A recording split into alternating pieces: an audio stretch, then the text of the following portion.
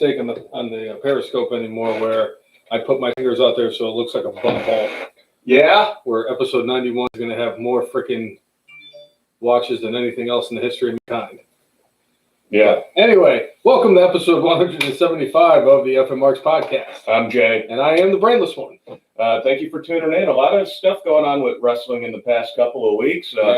A couple of things that were unexpected, and then we have some things that are expected that are coming up soon. Yes, very much so. So, all right, what's up? How you doing? Thanks for tuning in. There was there was a couple of big announcements just in WWE's backyard alone this week.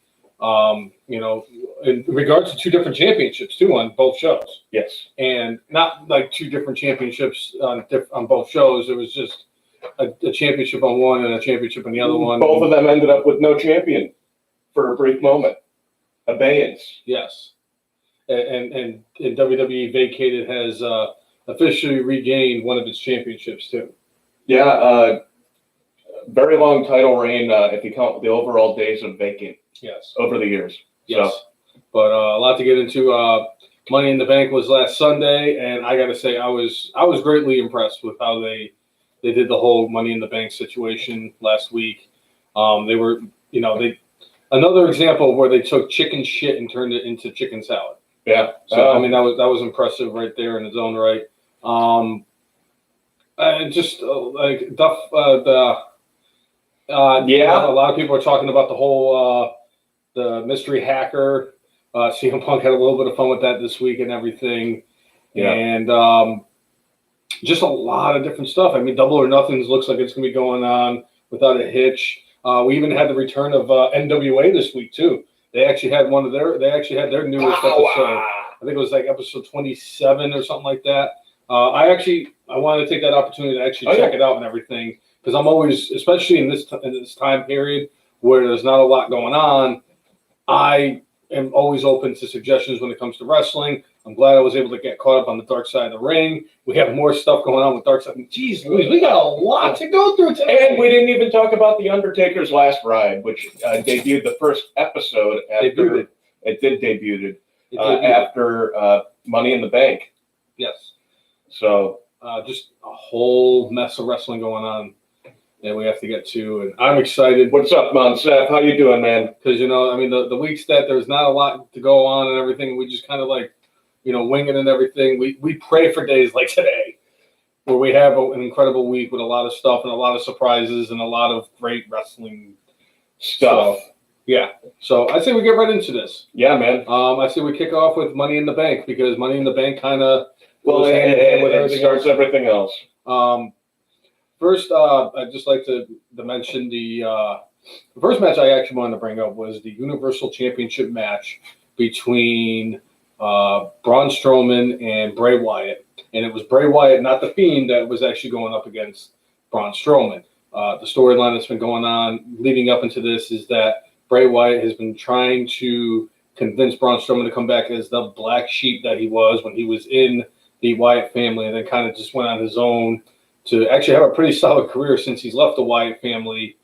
And it's just, and I knew at some point the two of them were going to eventually, collide. And I'm glad that they're finally giving them this opportunity and everything. And I'll tell you, they delivered. I mean, it wasn't one of the most technically sound wrestling matches on Sunday, but I loved the story that they told. And no surprise to me that Braun Strowman did go over on Bray Wyatt to retain the Universal Championship. I didn't love this match, but I did love the storytelling. I mean, it took it to a different gear. Like it wasn't like that. It wasn't a Kenny Omega in the Tokyo Dome Classic here. Yeah. But it was good, solid storytelling, and we know that this is not the end of this feud. No, not at all. This will continue, and that was the one thing that we did mention last week is that, hey, this is going to go beyond this because it's Bray Wyatt going against him, not The Fiend. Correct. But, for me, one of the coolest parts of it, though, was, when Braun put the mask on and, they started hugging and you're going, okay, well, let's see where this goes. I was like, what the fuck is going on here? And then, of course, All right, he picks him up, power slams him, match over. But still more to come with this. I love the troll job they did. They threw that curveball in there because I bet you there was a lot of people out there that were going, "What the fuck," and did not expect him to actually just like troll on Bray Wyatt and get the victory like the way he did. That's interesting. Somebody brought up the idea that Fiend beats Braun, and right after the match, Otis cashes in. Ooh. You know what? You never know. I've seen crazier shit happen. And I mean, I guess we might as well talk about that then.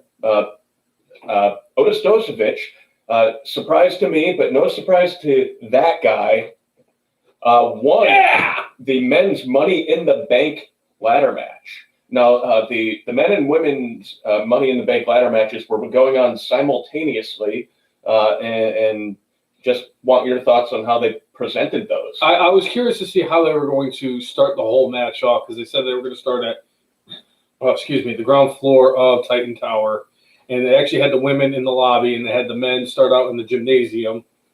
And then they had like the entrance music, which I thought was like a little bizarre, but it's like, you know what? It is what it is, man. Do what you can. And I thoroughly enjoyed that. I thought that the concept was very good. Otis, I was just like, I wanted to pick Otis just for the sake of picking Otis, and and he really put a name for himself out there in that match. The catering segment with Paul Heyman, where it should have been Cassius Ohno. I know, but Cassius Ohno is no longer a WWE employee at this moment, and so unfortunately, he wasn't going to be able to be a part of that whole segment and everything. But I mean, it was interesting to see Heyman. It was fun. Heyman being there. I mean, that's a pretty big name to have in a situation like that. Well, that was like a vintage like ECW-esque thing where it was just, and it's like, why the hell's Paul Heyman there?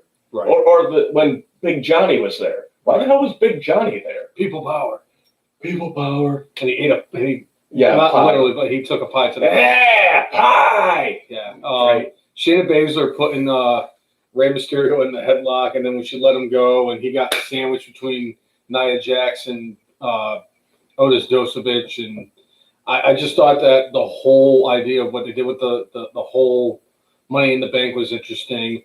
The fact that Asuka and Baron Corbin were climbing the ladder, and like I know that one really raised a few eyebrows for you, but like literally with that part, Asuka is going for one briefcase. Baron Corbin's going for another one. Mind you, I think this right after Baron Corbin killed two superstars. This was right after Baron Corbin killed two superstars. Rey Mysterio and Aleister Black, who just like AJ Styles, both rose from the dead this week after they got thrown off the top of Titan Tower, and they survived. No problem. Like Baron Corbin literally. Just go and get your own briefcase. Don't worry about Asuka. She'll get her briefcase. It's not like Baron Corbin has aligned himself with any of the other women on the roster. If he had done that and then like said, hey, I need to help so-and-so out, I'm going to keep Asuka from getting the briefcase. Well, but like he ends up getting his ass kicked by Asuka and not getting the briefcase. Well, it's just stupid character-wise. I think it actually works for Baron Corbin's character. If you think about it, he's a lone wolf. He only cares about himself. Mm-hmm. Why is he not going to screw over somebody in the process of winning? You ever think about that? That's interesting, Chris. Is that what they're doing officially? What? He's saying that basically Becky traded the title for the Money in the Bank briefcase. Yes. So a year from now, when she might be off from her big announcement, she could. We'll see. Chris, where did you hear that that's what they're doing?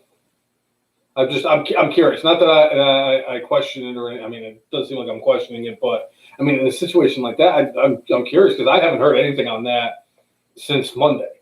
Right. And but anyway, it's an interesting idea. Asuka does pull down the women's briefcase. Corbin's up on the top of the ladder. AJ Styles is up there with him. They're kind of going back and forth. It looks like, Corbin might actually get the advantage. And out of nowhere, the Guitar Gladiator comes out, blasts. I've never seen anybody take a guitar shot like that. But the Guitar Gladiator, Elias, came out, blasted Baron Corbin with the guitar. He basically pushed off, fell off the ladder. AJ Styles had possession of the briefcase, dropped it, and it fell into the hands of Otis Dosovich. I literally jumped out of bed when that happened. And Nicole was like, "Oh my God, you were right." And I was like, "Oh no, God, this is the best part about it. Oh my God. So fucking happy for that man. You have no idea how happy I am for that man. Who's having a better freaking... Honestly, I don't think there's too many people out there that are having a better 2020 than Otis Dosovich. Right. I mean, he got the girl. He got the victory at WrestleMania. He's got the Money in the Bank briefcase. He got the team up with Braun Strowman last night in a tag team match against the former tag team champion, multiple-time tag team champion. Yeah. But there were a couple of things continuity-wise that I didn't like about the Money in the Bank. Like, I think there was one part where, like, I forget who it was. I think Nia Jax got laid out. And then, like, a couple minutes later, then all of a sudden she's there without a scratch on her. She, like, took a chair shot and, like, was down for the count. Are you talking about when Dana Brooke ate the Carmella picture from the Money in the Bank when she won it a couple of years ago? I think so. When she was just like they put the whole thing over her head, yeah. But, like, Nia was out. Like, they made pretend she was dead. And then all of a sudden she showed up, like, in the next scene without a dent in the fender. Like, was not slowed down, nothing. There was little crap like that that really annoyed the piss out of me with that. On top of the fact that, like, the ending is specifically for Asuka felt very anticlimactic. Like, there wasn't anybody near her. And, like, I dug the thing at the beginning that they had with Asuka, like, how she got the fast start. But there were, like, it felt like there were several minutes where they didn't see her, where I'm pretty sure Asuka would have been smart enough to figure out a way to the top of the tower way before being unabated, before, like, all that other stuff happened. But I wasn't a huge fan of it overall. For me. I thoroughly enjoyed it. I was curious how they were going to do it.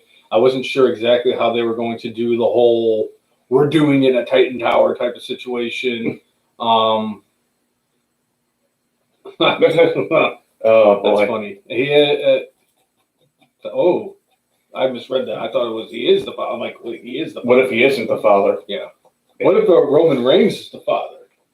Better yet, what if it's John Moxley? No. Yeah, there's no Roman Reigns has enough kids right now. Yeah. Not as many as Heath Slater, though. Right. But I thoroughly enjoyed it. I thought it was great. The only gripe I had was I had a feeling they were going to throw somebody off the roof of the building, and they threw two people off, and Rey Mysterio and Aleister Black were thrown off the building, and everybody the next night was like, what if the mystery hacker is the father? What if it's the Fratellis? Maybe it's Chunk with the police. Right. Yeah, man.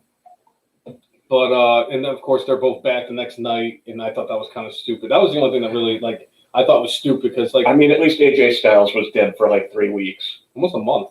So, and one thing I did like about what they did with the Money in the Bank was the fact that AJ Styles and Daniel Bryan were actually fighting, and they ended up in Vince McMahon's office. And I know you really wanted to take the dinosaur bones and start using them as a weapon, and they started fighting. And of course, Vince is just randomly sitting in his office, not knowing what's going on. Yeah, I highly doubt that, but it is what it is. And they bumped into the table and everything, and Vince yells at him to get out, and AJ Styles grabs the chair and he just kind of puts it back in. And they both apologize. And everything like that. And I thought that was a very interesting fun little moment. Yeah. And have it be AJ Styles and Daniel Bryan, like, you know, two of the like most professional guys out there who just do their job and do it well. Yeah. But that was a fun little bit. You know, the random cameos were kind of fun, and I did like those.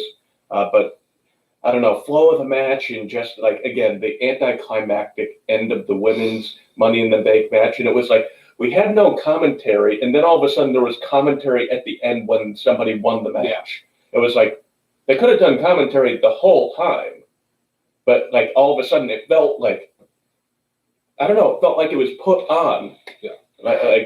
So I was like, weird. But for me, it had its moments, but I did not, in general, love the Money in the Bank matches. So, but I enjoyed I know it. you. I was a fan of it, and I love the outcome of the men's. Yeah. Because at the end of the day, it's sports entertainment, and what was I? I was entertained. There you go. Oh yeah. What else do we have? So we had Bailey going against Tamina, and Bailey went over here. Tamina, looked pretty good, looked pretty strong, but Bailey, in the end, overcomes. And she has had a heck of a title reign. I think all of us kind of expected when it started that it was going to be short-lived, maybe a month or two, and she would be a transitional champion. Here we are, almost a year later. It's like basically next month is 1 year since she won the title. So, and it looks like she's going to get to that year.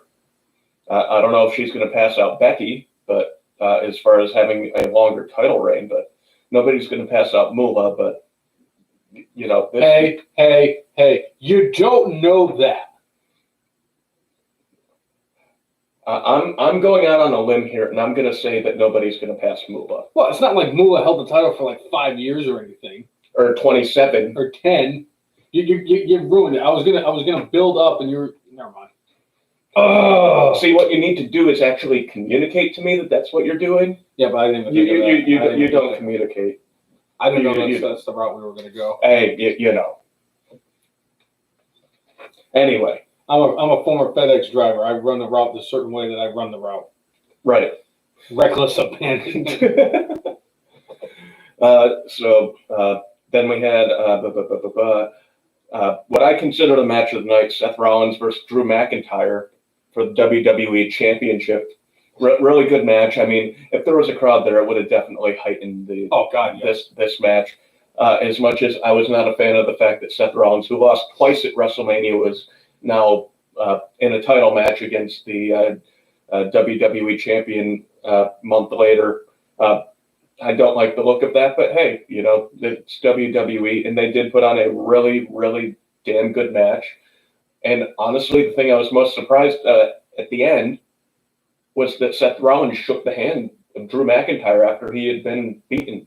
Maybe Drew already knew. Hey, maybe. It's like, Seth, I get it. You got a lot on your mind. Shake my hand. Yeah. Be a man. Shake my hand. I kind of didn't understand that whole situation either. Well, for me, what was my complaint about Seth Rollins about a year ago?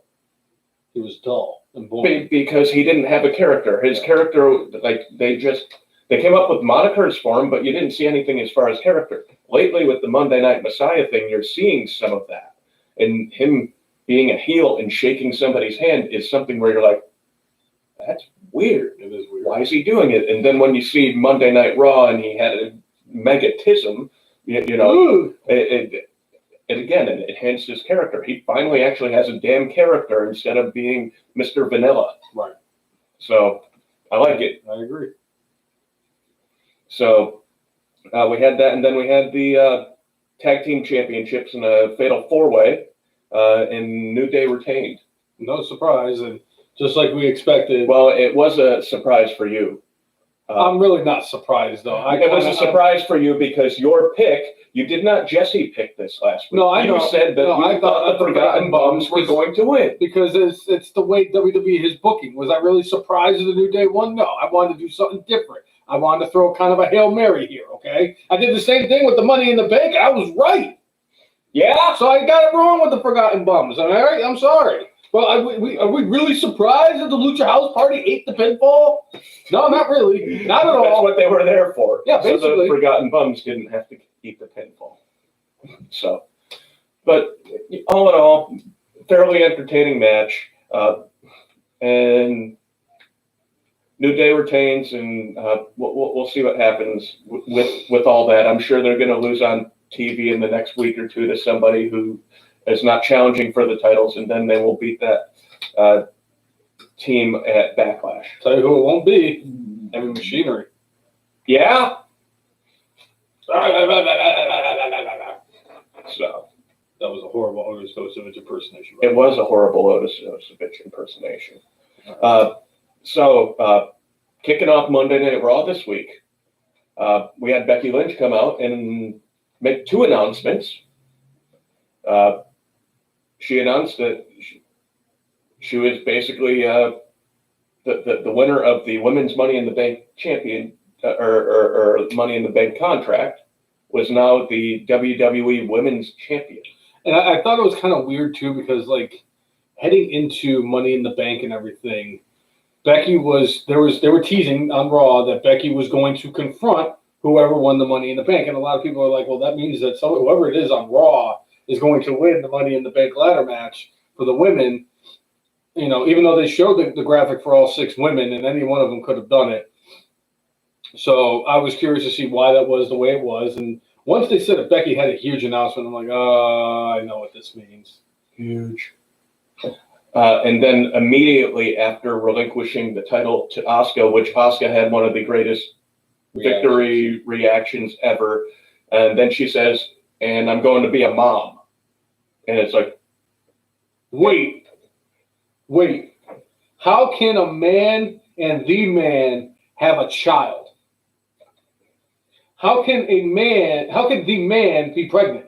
I don't know. I just want to know, how does the man be? How is that possible? It's not. Arnold Schwarzenegger did it. That was a movie.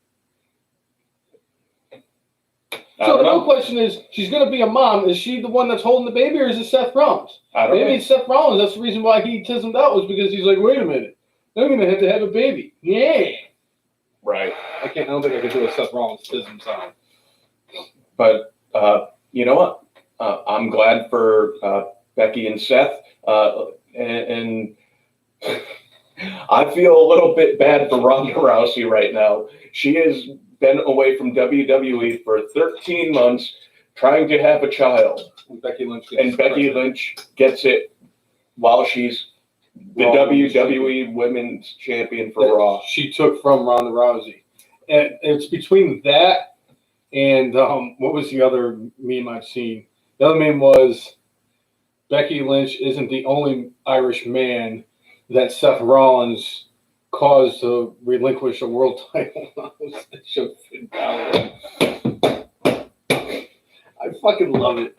I love the internet is undefeated. Every day of everyone's life, the internet is undefeated. But you know, with this announcement and with the thing that Chris brought up before, it's like he's saying that she exchanged the case for the title. So that's saying that if she gets off of maternity leave and decides that she wants to cash in, that's a year away. I mean, the other thing also interesting with this means that she wrestled WrestleMania pregnant. Yep. So thank God the baby seems to be okay, and you know, congratulations to both of them. That's because it's the spawn of the Messiah. That's why it survived. So beyond that, a man who comes up in our conversations often in this podcast then spouted out, and I felt like I needed to punch him in the face. Hold on a second. That could be anybody. James E. Cornette. Oh, that guy. Okay. Came out and said, what the hell is Becky Lynch doing? This is stupid. She's making $1 million a year, and she's like, what, like 30? She has plenty of time to have a baby later on. And it's like, shut the fuck up. It's her body. Let her get pregnant whenever she wants to. And obviously, guess what? She doesn't either, one, care about the money that much or need the money that much, because WWE is going to still pay her. I'm assuming this is similar. Not that getting pregnant is an injury, but if a male superstar gets an injury, their contract ends up kind of getting extended on the backside, and the WWE will kind of pay them like a base salary for that time. So that's probably what they're going to do. But James E. Cornette, shut the fuck up. First of all, you are so fucking backwards in thinking for so long. I was so pissed off when I read that. He is so smart when it comes to like wrestling. He's a wrestling historian. He is. But he says this shit, and you're like, what the fuck, dude? My whole thing is that What makes you think that Becky and Seth were even trying to have a kid? You ever think that maybe this was just a situation where they just kind of got pregnant? I mean, it happens. I'm not just saying that there's anything wrong with it. They're going to love that child no matter what. I'm just saying, this could be one of those situations that it was just an unplanned pregnancy. Shit happens. It does. That's all I'm going to say about it. I mean, Jim, it's not Becky Lynch's fault, or it's not Seth Rollins' fault that no woman would actually think about actually having sex with you, because I can only imagine the verbiage that comes out of your mouth during intercourse. Oh, you like that? Oh, you like that? Huh? It's my canary yellow pants. Huh? You like that? Vince Russo killed Owen Hart. Vince Russo is an asshole. Fuck that guy. Since we're doing kind of ADHD version of the podcast, you brought up Owen Hart. Let's go there, man. This week on Dark Side of the Ring, they are going to examine the life and times of Owen Hart and specifically the ending of his life at the Kemper Arena in St. Louis. And Martha Hart actually sat down with Chris Jericho on Talk is Jericho to discuss a lot of these stuff about, her WWE suing her, the things WWE did in the aftermath of Owen falling to his death, and talking a bit about the Dark Side of the Ring, which is coming up and she was part of. I cannot wait. I've been waiting 21 years to get answers about this, because this is, for me, the most traumatic moment of my wrestling fandom life. Nothing will ever top Owen Hart falling to his death like it did on, I think it was May 23rd of 1999. That sounds right. It's next. I know the it's 21 anniversary late Saturday. May, so it is the 23rd. Oh my God, the brainless one got one right. Yeah. Anyway, I don't know if I'd celebrate on that one. I know you're right, and I apologize. I'm a little amped up. I'm a little overtired. I worked today, and I'm fired up. Full of caffeine too, because the Monster and the Mountain Dew I drank before the show, and now the Pepsi now is just a lot of caffeine and sugar that is just shooting through me. All right, another hot take from Mon Seth, that what James E. Cornette says during sex. I'm the Midnight Express. Woo! You think he uses his tennis racket? You think he sticks that in one hole and he sticks his own tennis racket in the other hole? And in order that might surprise you. There is somebody who would, maybe I call him right now. I'll call him right now and we can find out exactly what happens when James E. Cornette has sex. I'm pretty sure if there's anybody in the world that knows what happens during sex with James E. Cornette and a woman, it's Corey. It might be. Big C would know. Oh, Bert, he kind of sticks the racket up her butt, and then he screams that Midnight Express and Bodacious Bob and Bombastic Bart and Mantar and fuck Vince Russo. It's basically, yeah. I'm pretty sure that was the exact answer too. But anyway, to get back to the Dark Side of the Ring, the season finale, I am extremely excited for. I've been wanting to watch this. Owen Hart has a very, very special place in my heart. See what the King of Hearts. And a lot of people are wondering, because Martha hasn't really said anything since it all happened 21 years ago. And she finally came out on Jericho's podcast this week and announced and she finally kind of opened up about the whole situation. And I think we're going to get a lot more. I think we're going to get a lot more in depth on what happens on Tuesday's episode at 10 o'clock on Vice TV. Shameless plug. Excuse me. Woo! I smell like peanut butter granola and Mountain Dew. Yeah. But I'm really excited. There's a good chance I'm going to cry on Tuesday watching it, because there's not very many times where I put the network on and watch a show that he's on where I don't shed a tear. But a couple of things that they brought up in the Talk is Jericho thing is WWE sued her because Owen was breaching his contract. Now, I understand, WWE was trying to do everything they could to not get sued for a cajillion dollars from Martha Hart, and they were trying to, if we do this, here and do this here and do this here because legally we could do this. Mm-hmm. It's like going, dude, that is such dirty pool and such bullshit. It's like this woman's husband is dead, and dead because he was doing an entertaining thing that you guys wanted him to do. It is the most tone-deaf thing I've ever heard of in my effing life. It's just terrible. What's up, Jessica? Thanks for tuning in. But like, it was just hearing about that, and then there were a couple other things that I saw in the conversation. I was just like part of the thing was they told her that she couldn't sue them unless she was in the state of Connecticut or they wanted so they sued her in the state of Connecticut because state of Connecticut does not allow punitive damages, but because the accident happened in Missouri, they were like, well, hey, there's punitive damages in Missouri, so we could get sued for a whole lot of money. So they were doing a bunch of lawyer dirty tricks to basically suck her dry of her money, and so they could get away with like not paying her a damn thing. It really, really, really, really shitty. Like I said about Otis, you could say it on the flip side with Vince McMahon. There's not too many people in this world who are having a shittier 2020. If you take like people losing people from the coronavirus, obviously out of the equation, but like just from a whole picture type of thing, is anybody having a shittier 2020 than Vince McMahon? He looks like a fucking scumbag after the Chris Benoit Dark Side of the Ring came out. He looks like a scumbag because he was trying everything he could to not have to pay Tampa Bay for canceling WrestleMania. He looks like a scumbag because of everything he said he lied about in regards to the XFL. Is now getting sued by Oliver Luck. He looks like a scumbag from the Brawl for All. He looks like a scumbag. Oh, is there really an episode of Dark Side of the Ring where he doesn't look like a scumbag or a piece of shit? UWF.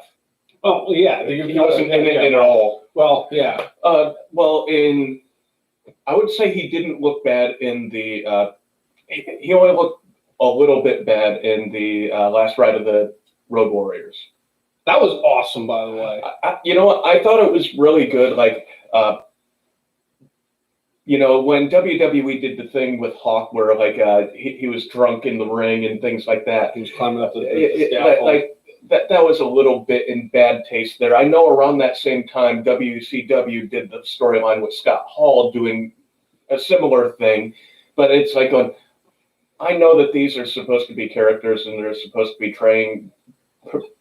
portraying something like that could be real life, and it's like, it's a little too close to the vest for my liking. But honestly, the thing that actually shocked me the most that I didn't know before this, LOD was supposed to be like the semi-main event going against natural disasters for the tag team titles in London, England. In front of the second largest crowd WWE had ever been in front of until that point. Yep. And because Hawk the day before was inebriated in some way, whether it was booze, drugs, or whatever, maybe all of them, and Vince McMahon saw the state of him, and Vince was pissed off about what was going on.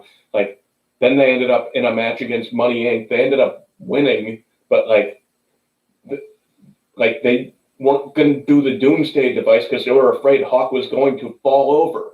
But it was like Money Inc.'s second match, so it's like there was no build to it. There was like, you're talking about, possibly the greatest tag team of all time in a nothing match. All because a dude, unfortunately, had more or less a lifelong problem with addictions. Yeah, a lot of demons. Yeah. And it is a shame because you're right. I mean, they are. A lot of people say they're the greatest tag team. They're for me. They're 1A and 1B for tag team because I have a personal. I know you love the Dudleys, but if you look at how they got over everywhere in the world, like Joe Laurinaitis even said during the Dark Side of the Ring, he said there's a thing called Road Warrior pop. Like nobody got a pop like we used to when we used to walk in the building. And it was true. And they're cool. I mean, they were a fucking cool looking tag team. They came out, you know, one dude had the freaking mohawk, the other one had the double mohawk. They had the face paint. They had fucking shoulder pads with spikes sticking out of them. How do you not gravitate towards that? Plus, like they said, they had the baddest. They had one of the baddest freaking tag team finishers. I'm always going to be partial to the 3D. I'm sorry. I bring this up sometimes when we discuss greatest tag team finishers.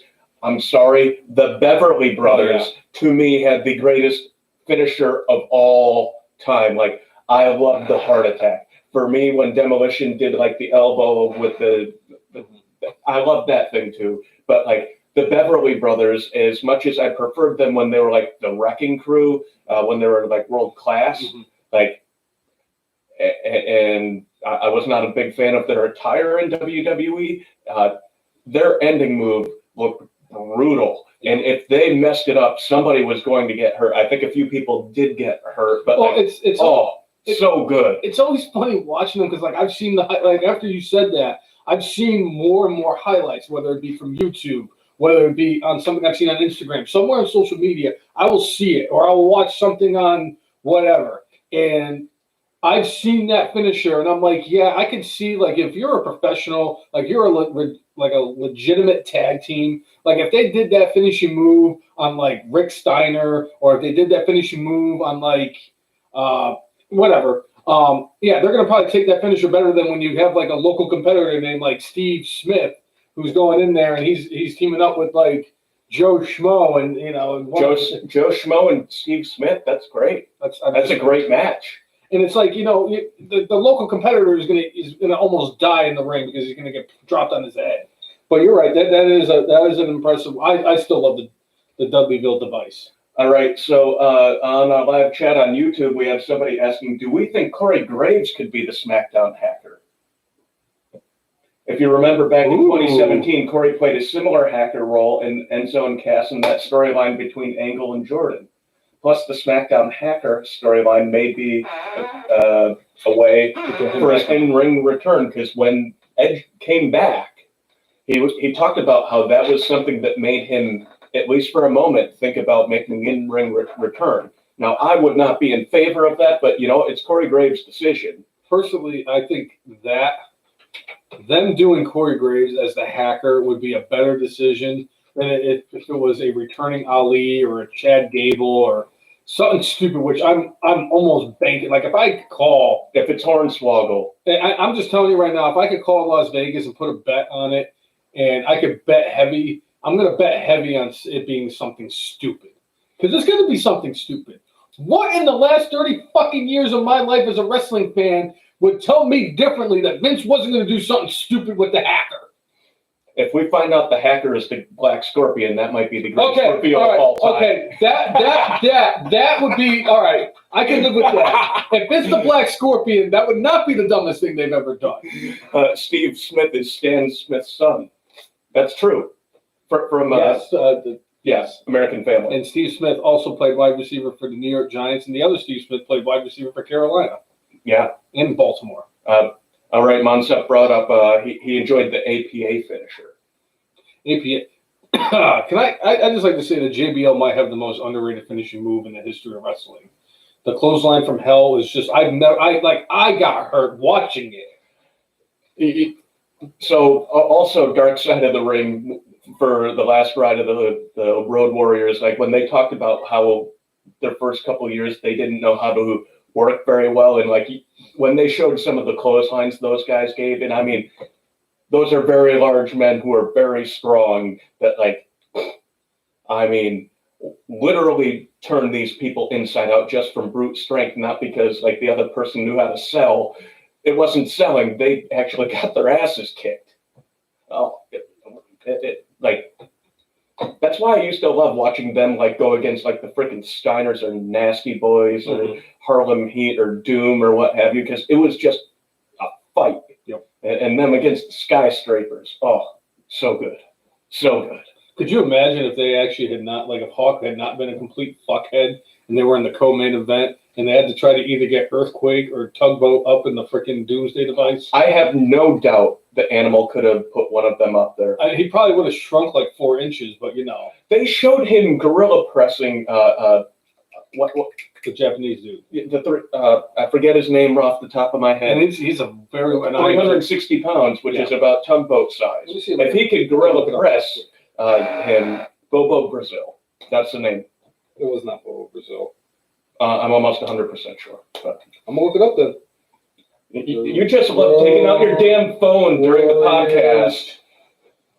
So, but very impressive. And their clothesline was even more impressive than the clothesline from Hell because it wasn't a work. It was a beat the fuck out of you thing. So, back to Monday Night Raw, I guess. Killer Khan. Killer Khan, all right. Beautiful. Bobo Brazil.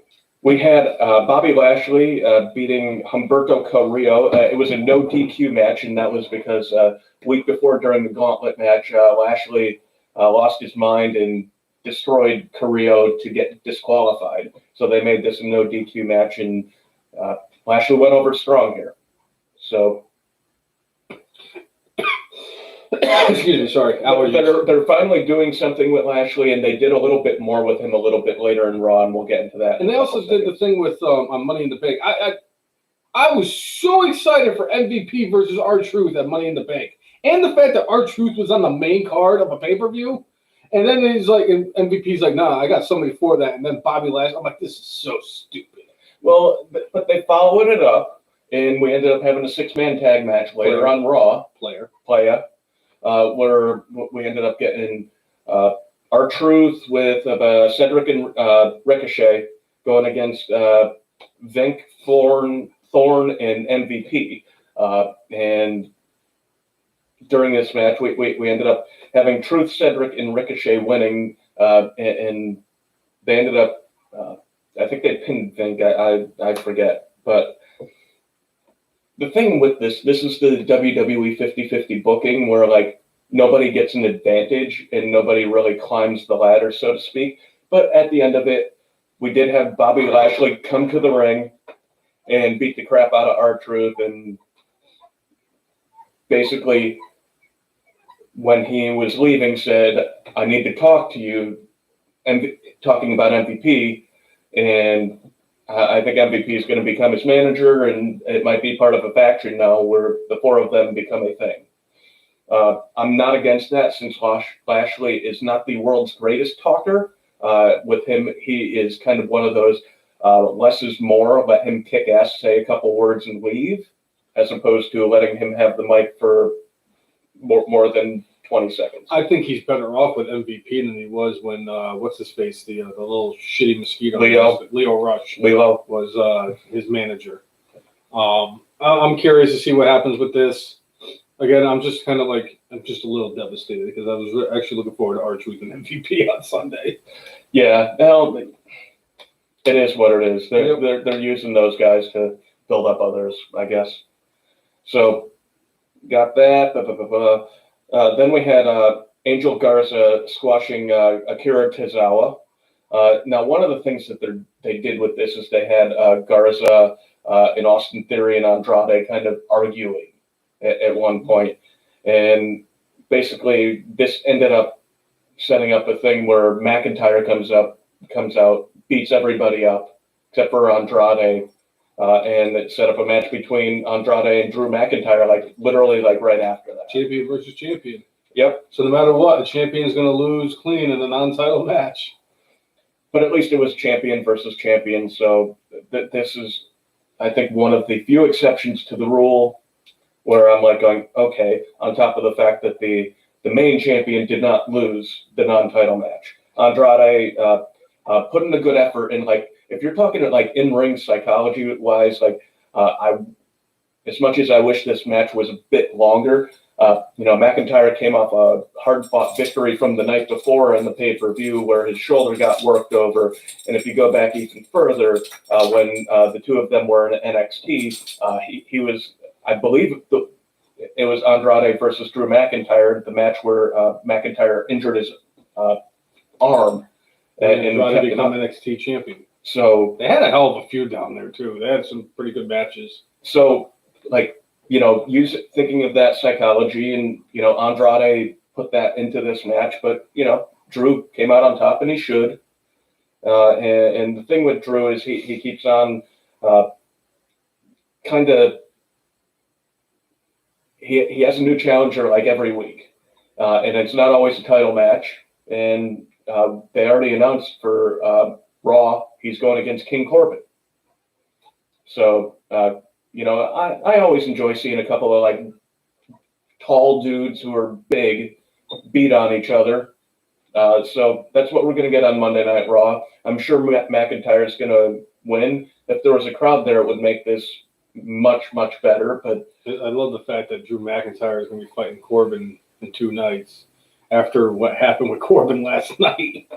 And I know that whole tournament that they did, I know putting that together. Why don't we talk about it? So earlier this week, WWE announced, I think it was on Tuesday on the TV show that they do, Smack or Smack Talk or Backstage. They announced that they are going to be stripping Sami Zayn of the Intercontinental Championship, and they announced that they will be doing a tournament on Friday, starting Friday. Started yesterday. 8 people fighting for the Intercontinental Championship. And the thing is, with the 8 people that they have, it's all people who have a feud or had a feud. Mm-hmm. Like, first round, we had Daniel Bryan and Drew Gulak, who we got that match last night, and we'll get into that in a minute. And then we have Jeff Hardy and Sheamus, who are in the middle of starting up a feud. And then we had last night, we had Baron Corbin and your boy Elias, and who then had a feud, which culminated at WrestleMania. Yep. And then we, in the final one, it was Shinsuke Nakamura and the phenomenal AJ Styles. And also a caveat to this, part of this now is part of the, I guess, new wild card rule, or the real beginning of the end of the brand split. Once again, where both Fox and USA agreed that they're going to swap a couple of stars here and there, because every superstar in this tournament, except for AJ Styles, is from SmackDown. And I don't have a problem if that's what they're going to do with the whole superstar here, superstar there. Keep one champion on one show and the other champion on the other one. Yes. Don't do this. Like, I don't need to watch on Monday Night Raw Braun Strowman having a segment with Drew McIntyre. I don't need that. I don't. I'm sorry. Not unless it's Survivor Series season. That's different. If it was Survivor Series, or if it was the Raw after WrestleMania and the winner of the Royal Rumble is going to challenge whoever he's going to challenge for that whatever championship, that's fine.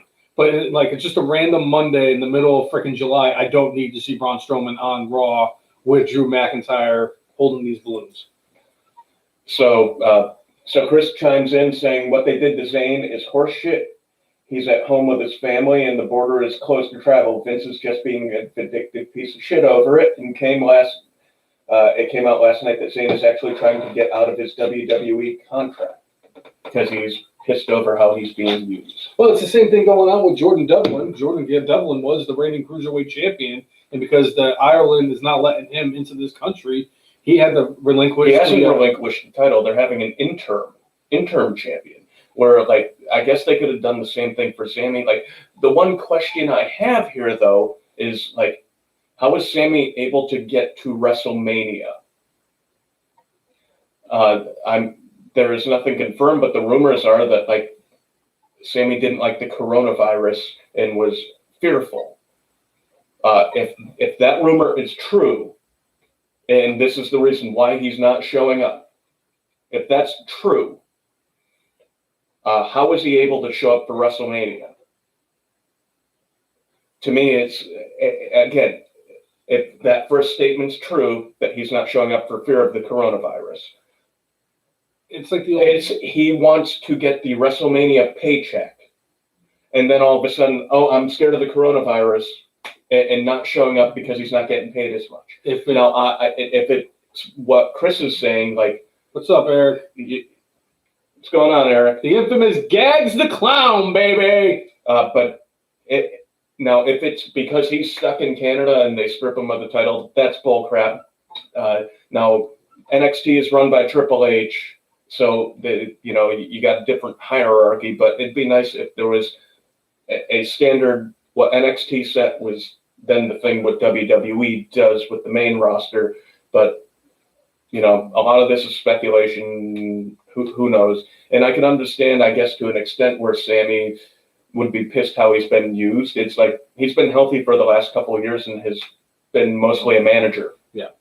Well, I know that the big thing is a lot of people were asking, like, where the hell has Bobby Roode been? They haven't seen Bobby Roode since, like, the beginning of March. And it's because the U.S. and Canada both agreed that they were going to close the border from Canada into the United States and vice versa. So Bobby Roode's basically stuck in Canada right now, not being able to show up here. Same thing with the Singh brothers, too. It seems like the only person who can leave either country whenever the fuck they feel like is Brock Lesnar, because let's be honest, who's going to tell Brock Lesnar that he can't do anything?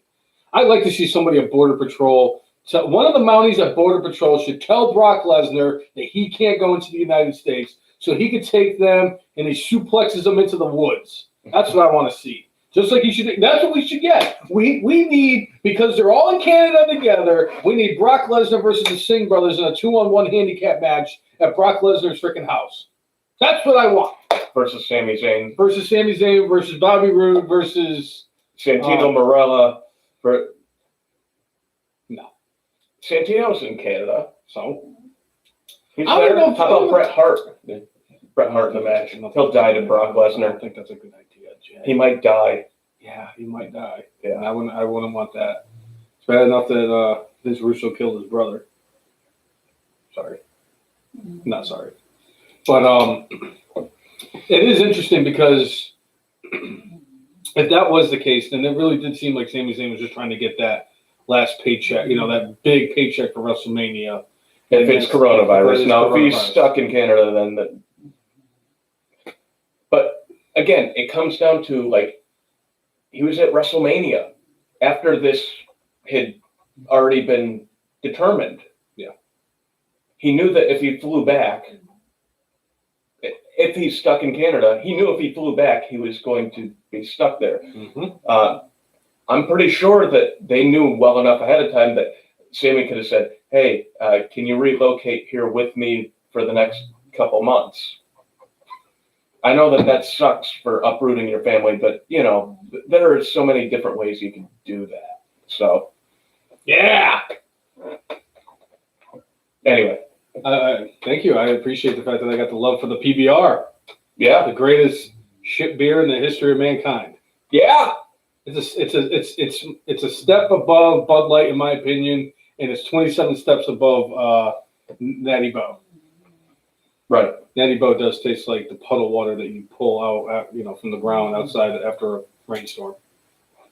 So, put that out there. I will say this about the tournament, because I was curious how they were going to do it. Because you know me. There's one person in particular I really want to see win this tournament more than anything else in the world. Yeah. It's going to be like when Gargano won and get lobster head. Are you kidding me? Too many limes? Are you kidding me? Oh my God! I'll be freaking dousing myself in freaking Guinness if Sheamus wins the freaking Intercontinental Championship. Are you kidding me? That's what I want. Then they had to go and put AJ Styles in there. Of course they did. Why wouldn't they put AJ Styles in there? It's not like AJ Styles is, an Intercontinental. Was dead. It's not like he was dead or just dropped a briefcase on Sunday. Eric, I wouldn't mind Elias winning. Like, honestly, I think I could probably make a case for just about everybody who's left in this tournament, except for maybe Nakamura. Jeff Hardy. I think Jeff Hardy has a shot. But fuck Jeff Hardy. He's the one person, when I saw the bracket come out, I think it was yesterday when I saw the full bracket get put out, he was the only person I didn't want to see win this thing. I wouldn't have a problem if Nakamura won it. I wouldn't have a problem if Styles won it. Drew Gulak, Daniel Bryan, obviously Sheamus, even Baron Corbin and Elias. Yeah, I can't do it for Jeff Hardy. I just like that ship has sailed. No. It's not whether or not you want them to. It's whether or not you could actually see them winning the title. Of course, I can see Jeff Hardy winning it. Vince McMahon is a dumbass. Jeff Hardy hasn't been popular since 2004. That's not true at all. I am the guy. The most over superstar in 2009, by far. Wasn't that when he got that pop? And I think this was late 2008 when he did the Swanton bomb from 30 feet above Randy Orton. When he didn't win at the Royal Rumble, the WWE title, like that crowd was like, what the fuck? And then he got popped for like drugs soon after. His feud with CM Punk for the World Heavy, I think it was the WWF. World Heavyweight. But like, that was one of the greatest feuds in 2009. That was as he was getting thrown out the door, or throwing himself out the door of WWE. That was a fucking great feud. When CM Punk came out to cash the Money in the Bank briefcase on Jeff Hardy, the whole building booed and I laughed my ass off. I have not been a fan of Jeff Hardy since the beginning. I never liked the Hardy Boys. I've done a complete 180 on Matt Hardy because I actually come to find out that Matt Hardy is actually a talented individual and he's a genius. So I've forgiven Matt Hardy for the fact that he did the whole Matt Hardy 2.0 dumbest fucking thing ever situation since Kenny Omega. Oh God, it's just I can't do it. And they tag teamed this week, but at least it wasn't Matt Hardy 2.0 with Kenny Omega. He can slam a tornado though. He can slam a tornado. No, he can't. Yes, he can. No, he can't. It's true. They wouldn't say it in the song if it weren't true. Does John Cena brush your mouth like Colgate? I have not met him, but I bet he would. That's another thing I love about it, because like with the Eric has a very important question. Jeff Hardy or The Big Show? I think he's going to go. Why don't you just add Kenny Omega in there? I think you're going to say The Big Show because Jeff Hardy hasn't blocked us. What? Who do I like more, or who do I hate more? Jeff Hardy. I think who do you hate more? Kevin Owens. All right. I hate Kevin Owens more than any other. Kevin Owens or Kevin Dunn? Kevin Dunn. Because, I mean, Kevin Owens, all Kevin Owens did was block us. All Kevin Dunn has done is ruin countless moments in wrestling for WWE because he had to pan to the 9-year-old in the 14th row who's picking his nose instead of when Edge is coming out to the ring during the Royal Rumble. Yeah. Did the same thing to AJ Styles when he made his debut at the Royal Rumble in 2016. Yeah, they had to re-edit both of those. Because Kevin Dunn's a fucking retard. Yeah. If I could get 5 minutes inside a steel cage with Kevin Dunn, it's over. In a dam. I'm drowning his ass in that fucking dam. I hate that guy so much. He's another one that can get the coronavirus. Your anger. Hold on. Let me just fix this. There we go. Yeah, you know what? I think Kevin Owens gets... The dude gets triggered so easily. He blocks everybody, apparently, Eric. So, look, it's not my fault that he looked like he was going to eat a cupcake or somebody was going to steal his cupcake, okay? I mean, it's not like I was like, oh, I'm going to beat the shit out of your kids or anything. No, I said, the guy looks like somebody just stole his cupcake. See, he blocked Eric, but he still loves Kevin Owens. Look, if you are a millionaire who gets to travel the world and live out the dream that so many wrestling fans over the years have been wanting to do. I'll tell you right now, I've always wanted to main event WrestleMania. But so you get your feelings hurt because a wrestling fan made a joke about you and a cupcake?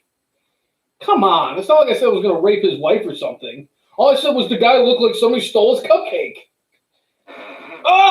Fucking Kevin Owens.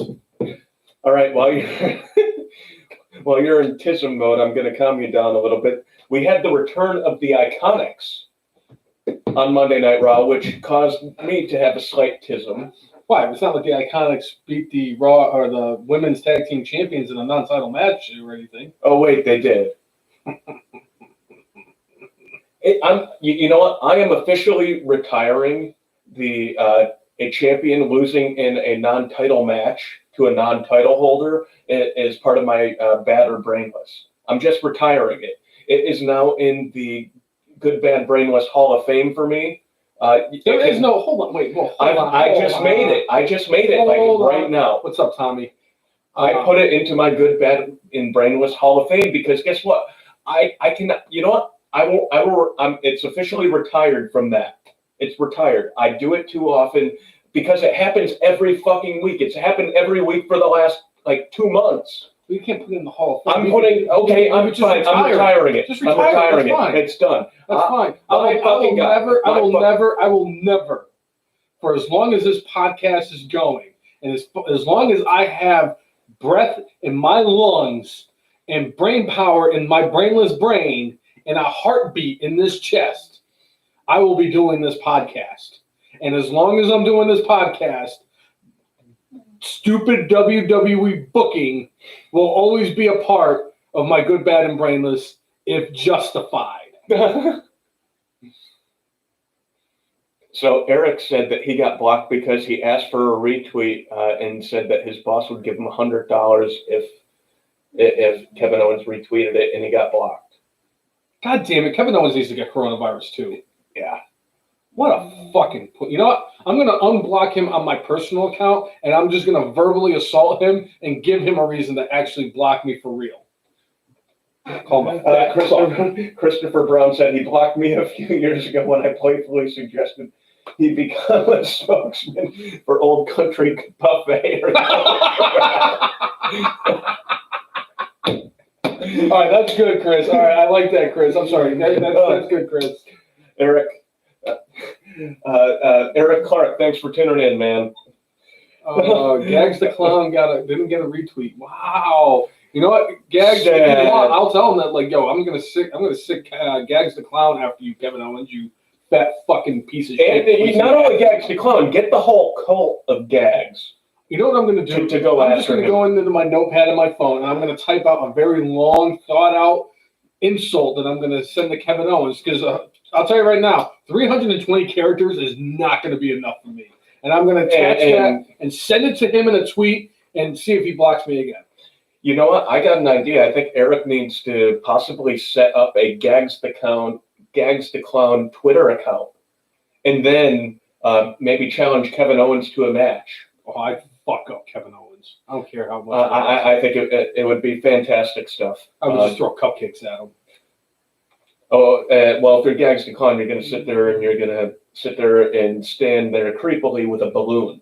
Well, I'm not going to do that. If I'm going after Kevin Owens, I'm talking Gags the Clown. This is Gags the Clown versus Kevin Owens. No, I want to fight Kevin Owens, though. You could fight him too, but that's for some other time. And by the way, anybody out there watching, make sure you check out Gags the Clown. It's on Amazon Prime. It's for free right now on Amazon Prime. Or if you don't have Amazon Prime, spend a few dollars. Our friend Eric, who tunes into the podcast, was in the movie, was Gags the Clown. He also had a cameo in the movie, and it's hilarious. So make sure you guys check that out. It's one of those, for me, horror movies that, like, it's funny. It's a funny horror movie.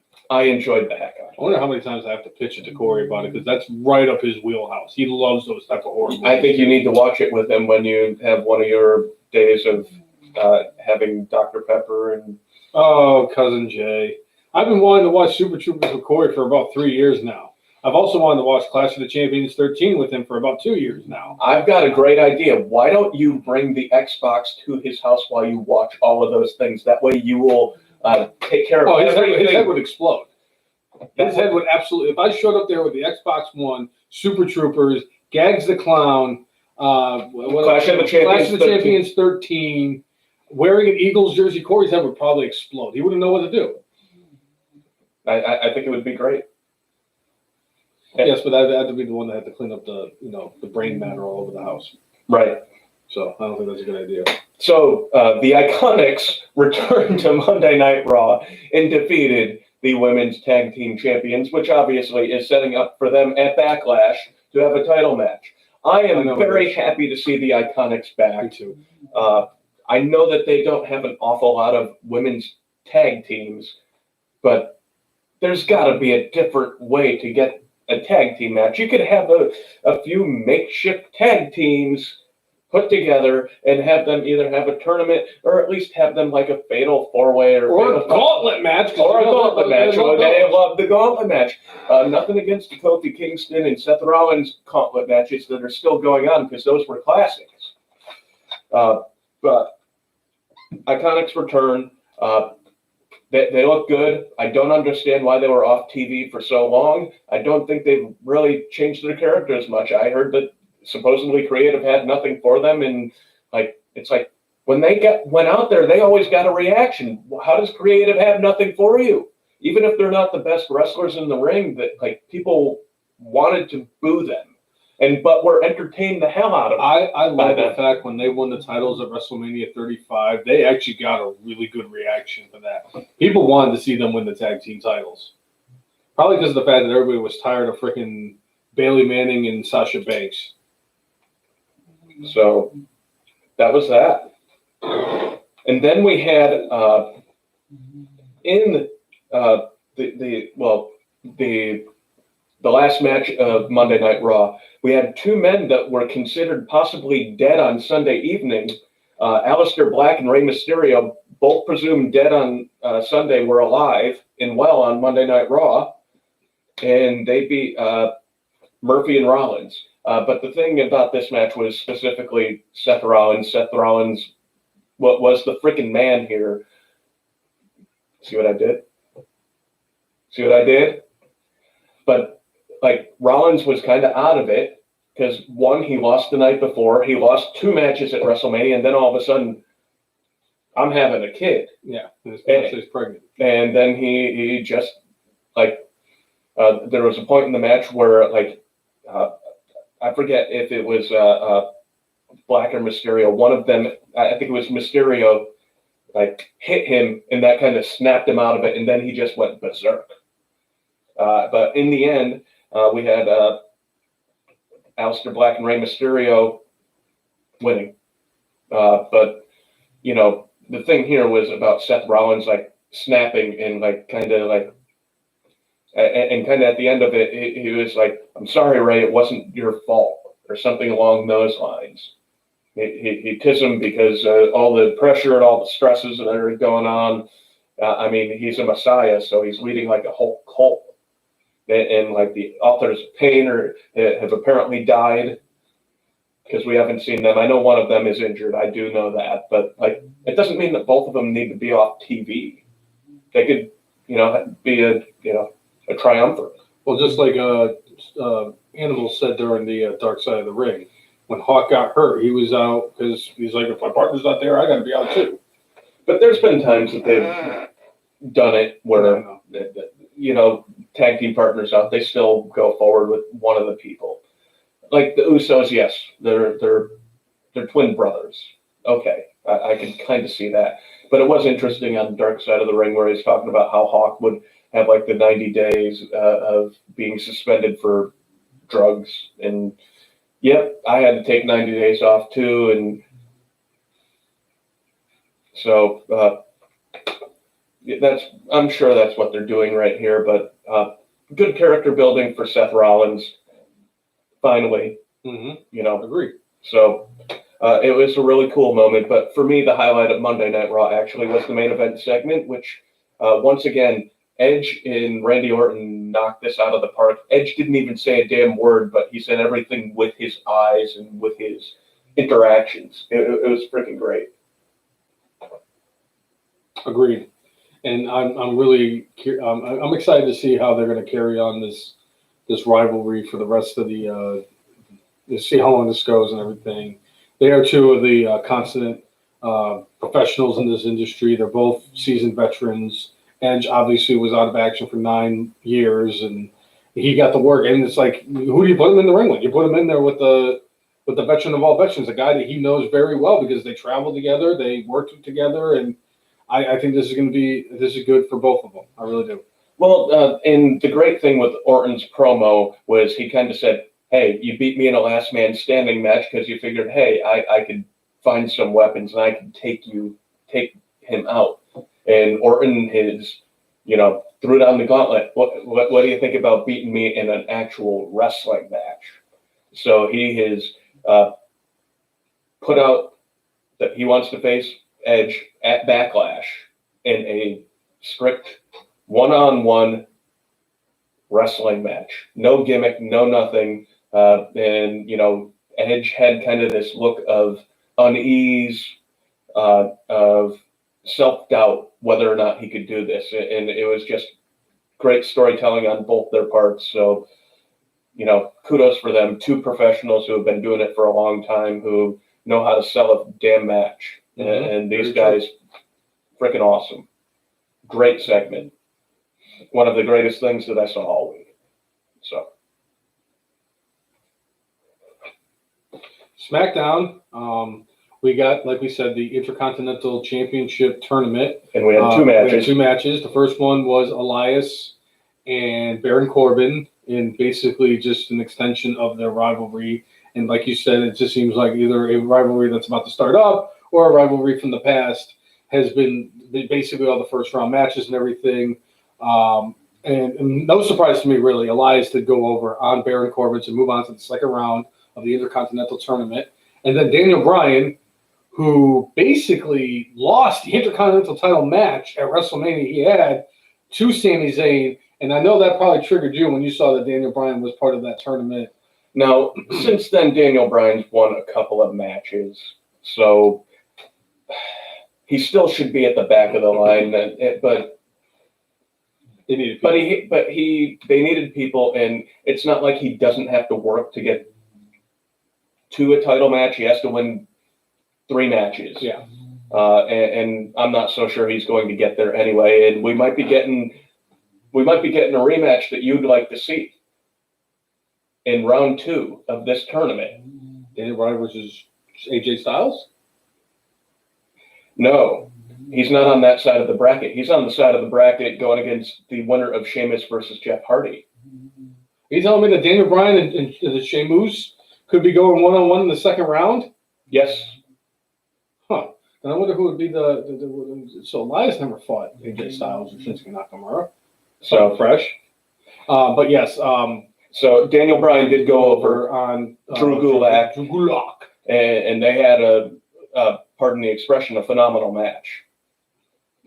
These two guys, you put them in the ring. And one of the things I really liked about the match that they had a couple of months ago when Gulak was still presumably a heel was he talked about how there was holes in the game of Daniel Bryan, and more or less he had a counter to every move that Daniel Bryan had, but it took like an extra human effort of Daniel Bryan doing something he hasn't done or hasn't done in a while to eventually overcome Drew Gulak.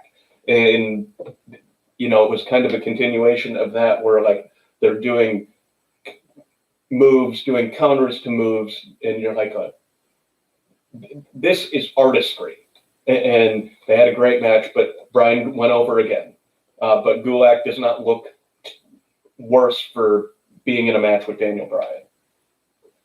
Do you think that, I mean, not to change the subject or anything, but it is kind of like on the subject with Daniel Bryan and everything, because I know that his contract was expiring soon, and one of the provisions in his contract was he wanted to work a lesser schedule. Do you think that we're seeing him each and every week on SmackDown is because of the fact that the only day he's really working is Friday nights and one Sunday a month?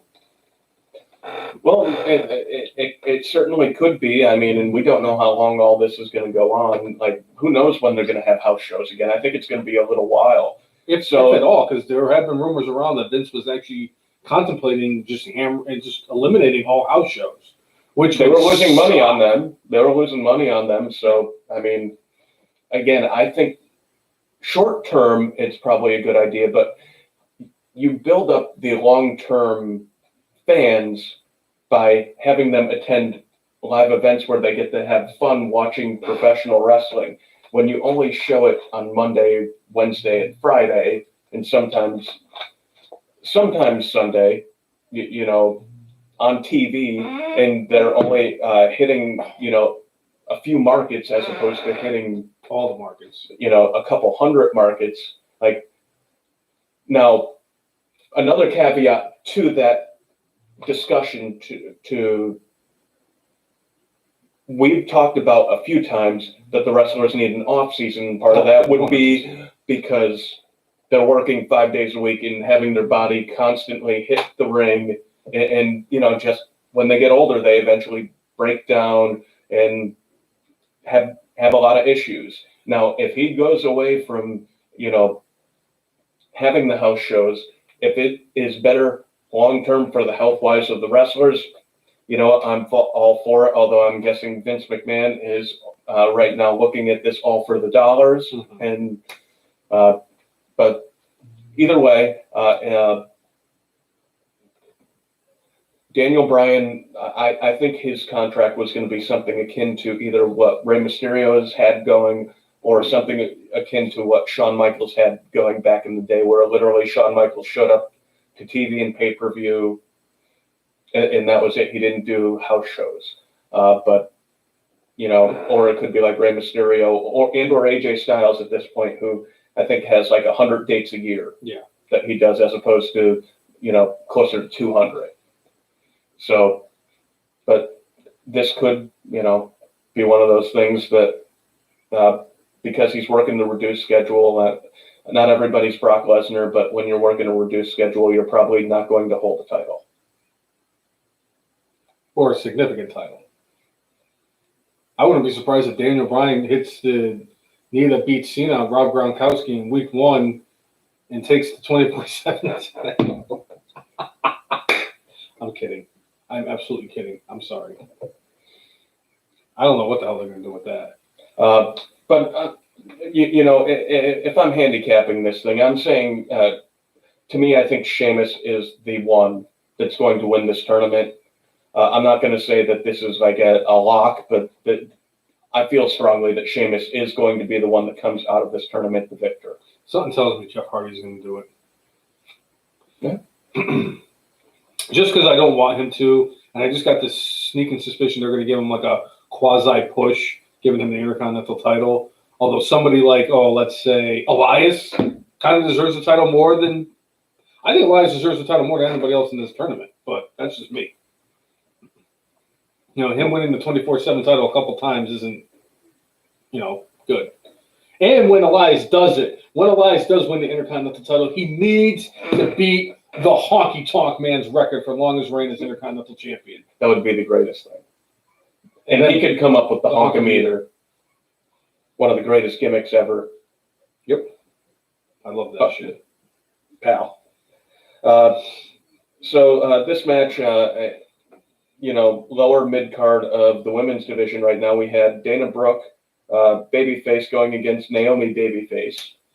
Dana Brooke ends up coming out on top. Dana Brooke actually, had some good moments during the Money in the Bank ladder match, and continued that momentum here. One thing we saw at the end of this, though, was Naomi kind of frustrated, and definitely looks like she may be heading to becoming a heel, which I think would be, a good refresh, because, you could go back to when she could start cutting promos about how, hey, when I came back, this is what looked like things were going to happen, and they didn't happen how I was told they were going to happen, and, just talking about how pissed off she is at the company, and, take it from there. Use real life stuff of like, this is what I was promised, and you guys screwed me over. I think that... But think about a few years ago, like when we first started the podcast, and one of the things that I brought up and you brought up was how we thought that the Usos at the time were pretty freaking stale, because they were doing their whole little war chant that they did before them, which was cool as shit. Don't get me wrong, but after a while, their characters kind of got stale. So they became now the Usos, and they turned heel, and they basically became these badasses again. And I'll tell you, it's definitely helped them out, and because people love the Usos again. I think this would be something that would be good for Naomi, for her to make a heel turn, because it would give her something different to do. Well, and the thing was, she was away for a while, so like her character shouldn't have been like. To me, I don't know if her character's stale as more as she's been mismanaged by WWE booking since she came back. It looked like they were setting her to have a title match pretty quickly after she came back, and then she lost to, what was it, Carmella? Yep. And she ended up with Naomi ended up with a title match like a few weeks later, but it's like, you made a big deal about her coming back, and then you have her lose. It was just super stupid. You know what I'm going to say? Stupid WWE booking. That's what it's going to say on my tombstone, too. Stupid WWE booking. So Chris put down in the chat something about how Elias possibly getting a manager, and Renee Young has talked about, possibly wanting to manage Elias. But I don't think Elias is a fine talker. I don't know if he needs somebody to talk for him. So unless they treat Renee Young not like the prototypical manager like they do in the wrestling industry, but more so like a manager for like a band or a musician, where it's like, okay, Elias, you have this going on Tuesday, you have this going on Wednesday, and you got a concert here and this, that, and the other thing. I think that would work if she was willing to do that. I don't think she would be equipped for that because I think she's garnered a name for herself enough for her to kind of just like take that kind of a role. I think she'd be better suited if she wanted to manage. That she'd be better suited with somebody else, somebody who needs a talker. Because Renee Young can talk and Elias also can talk, but who knows? Well, I guess we'll see how this all shakes out at some point. Yeah. Monsef says he hates the New Day characters. I don't. Oh, Monsef! Don't you dare be sour. Clap for your world famous 8-7 whatever time champs and feel the power. I've lost. Wow, you have it like zero and like you could hear it coming from Big E's gut when he says, Okay. Power! Okay. First of all, numero one. No excuses. No excuses. Bigger than I am, so obviously he's got no excuses. He's bigger than I am. Okay. Excuse number one. Excuse number two. Number two, I've been awake since 5:30 this morning. So that should make your voice even more gravelly. Yes, it should make it better. I'm very tired. And number three, my allergies are kicking in, so I don't have it in my throat right now. So that's the man who loves to come up with excuses. That guy. Yeah. It's not just a gimmick, people. It's a lifestyle. You know what, Monsef? I wouldn't mind if they made them heel again, but I don't see it happening because they make too much off merchandise. And then once you become a heel, your merchandise. That's why John Cena never became a heel after he became the guy. I still think that if Cena had become a heel, like he was planning on doing back in like 2011, 2012, wherever it was, he would have still sold a shit ton of merchandise. Because he might not have gotten the kids, but he would have gotten our demographic. I definitely would have owned every John Cena shirt there is if he had turned heel. You telling me the Doctor of Thugonomics is coming back? Yeah, I'd buy all this shit. I mean, fuck, I'd have Funko Pops. I'd have fucking bobbleheads. I'd have fucking T-shirts. I'd have hats. I'd have fucking John Cena underwear. I'd brush my mouth like Colgate if I could. Yeah? Taking over Earth is still kicking in Uranus. Yeah. Speaking of people who are definitely violating the brand split and have been for a little while, Charlotte was on SmackDown because why not? She's on Raw, she's on NXT, she's on SmackDown. Any way that they could find a way to just shove her down people's throats, speaking of throats, more than they already have. Charlotte Flair was on SmackDown. And she's incredibly talented, but she did serve a purpose, though. I like what they did with Charlotte this week on SmackDown. This is exactly what they needed to do to light a fire under freaking Sasha's ass to get her to start feuding with Bayley Manning. Yes, I actually enjoyed that. So, and when's the last time I said Charlotte and enjoyed in the same sentence? Not anytime recently. Thank you.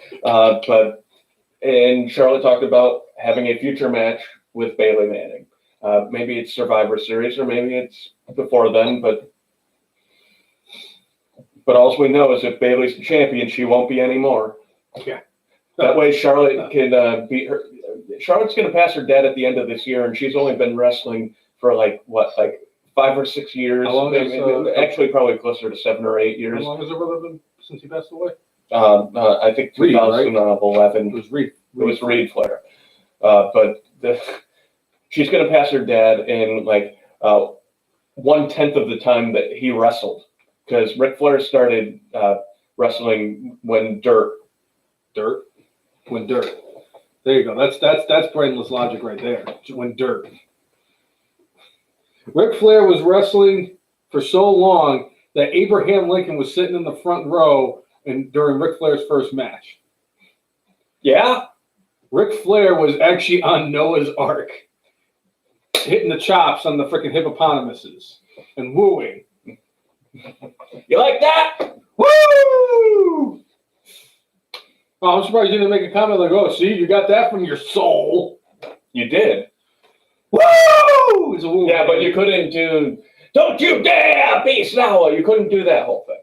Yeah. It's a woo. Excuses. You know, I'm gonna woo when I'm dead, right? Like that's like I'm gonna be in the casket, and everybody's gonna be like reading my googly, and they're gonna be like, and I'm just gonna be like, woo! And they're like, "Geez, Louise, is he still alive?" In the in the 2015 Royal Rumble. Hey, it worked for AJ Styles. They killed him. I'll come back a month later. Yeah. As much as I wanted to segue from you talking about the casket into the Undertaker, we will talk about, I think, Otis and Braun going against Miz and Morrison. And this was set up from the beginning when they had Miz TV on SmackDown, and Miz TV. Tucker wasn't there, and Miz and Morrison started making fun of Otis and the Dozer, and like Miz gets in his face and just completely offended by the presence of Otis Dozovich. And he's like, you know what? Why don't you get a partner tonight? Any partner you can think of, and we're going to fight you. And he ended up getting the Monster Among Men. The Monster Among Men, which, interesting little thing there where, you got the dude with the Money in the Bank briefcase and the guy with the title right next to each other. And they played a little bit of that up, and Otis actually, like, jokingly was like, "Oh no," towards the end of it. But we had the heavyweight champion, we had the Dozer going over on Miz and Morrison. Yep. No surprise. Hey, I love Miz and Morrison, and it sucks that they've kind of done what they've done with them since they restarted that tag team. Like, it was great that they won the tag team championships, but in general, they've been the Dolph Ziggler of tag teams. They're to make the other people look good or to elevate them. Yep. Oh well, it is what it is. Any John Morrison is better than no John Morrison. Yeah, I love John Morrison. Same. Corey doesn't. Yeah, we know.